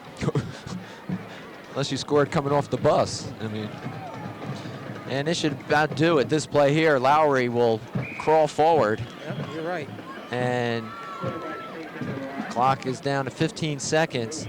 And you know, on the face of it, East Brunswick hasn't played that bad tonight. And a few key, the fumble. Well, that 4th down well, I think miscommunication, if you will. I think we noted at the beginning of the game, that's the end of right there, John, 28-14. But we did mention that the offense, what there was of it, was Varnell Johnson, and that was true to form tonight. He was the major ball carrier. He had well over 100 yards, but still in all, it wasn't enough to keep Piscataway from winning the game. And you got to wonder if future opponents, Phil, all they do is concentrate on Varnell Johnson. Well, what does East Brunswick have left? Well, they have it. They just got to get time to put it together. You got to remember they're out with Neary. They're out with Brian Tenur. They're a couple of quality players that they don't have in there. Wolfskill just coming back, getting injured. Time to get their offense together. And a lot of a completely new offensive line. Defensive players being switched around, and they just got to settle down. They're going to come with some basics and stick with that.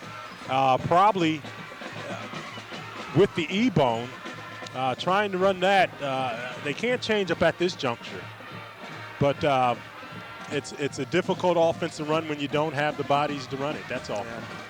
Yeah. Watching the Piscataway players shaking hands, and when they get to Varnell Johnson, they're taking in a lot of extra time and patting him on the back. I think they really respect the job that he did tonight. It's clear to everyone, Varnell Johnson is the player. We talked about him an awful lot tonight, but we've had reason to. He's done an awful lot tonight.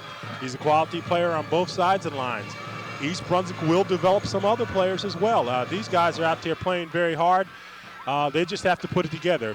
Again, Marcus Borden is looking for a few people to step forward. He has some size, and he has some players. They just got to step up another notch. Well, again, the final from J. Doyle Field, Piscataway 28, East Brunswick 14. The Bears' record is now 0-2. Piscataway wins their first of the 91 season. Next week on tap for East Brunswick is Woodbridge, and we'll be covering that game. It's an away game.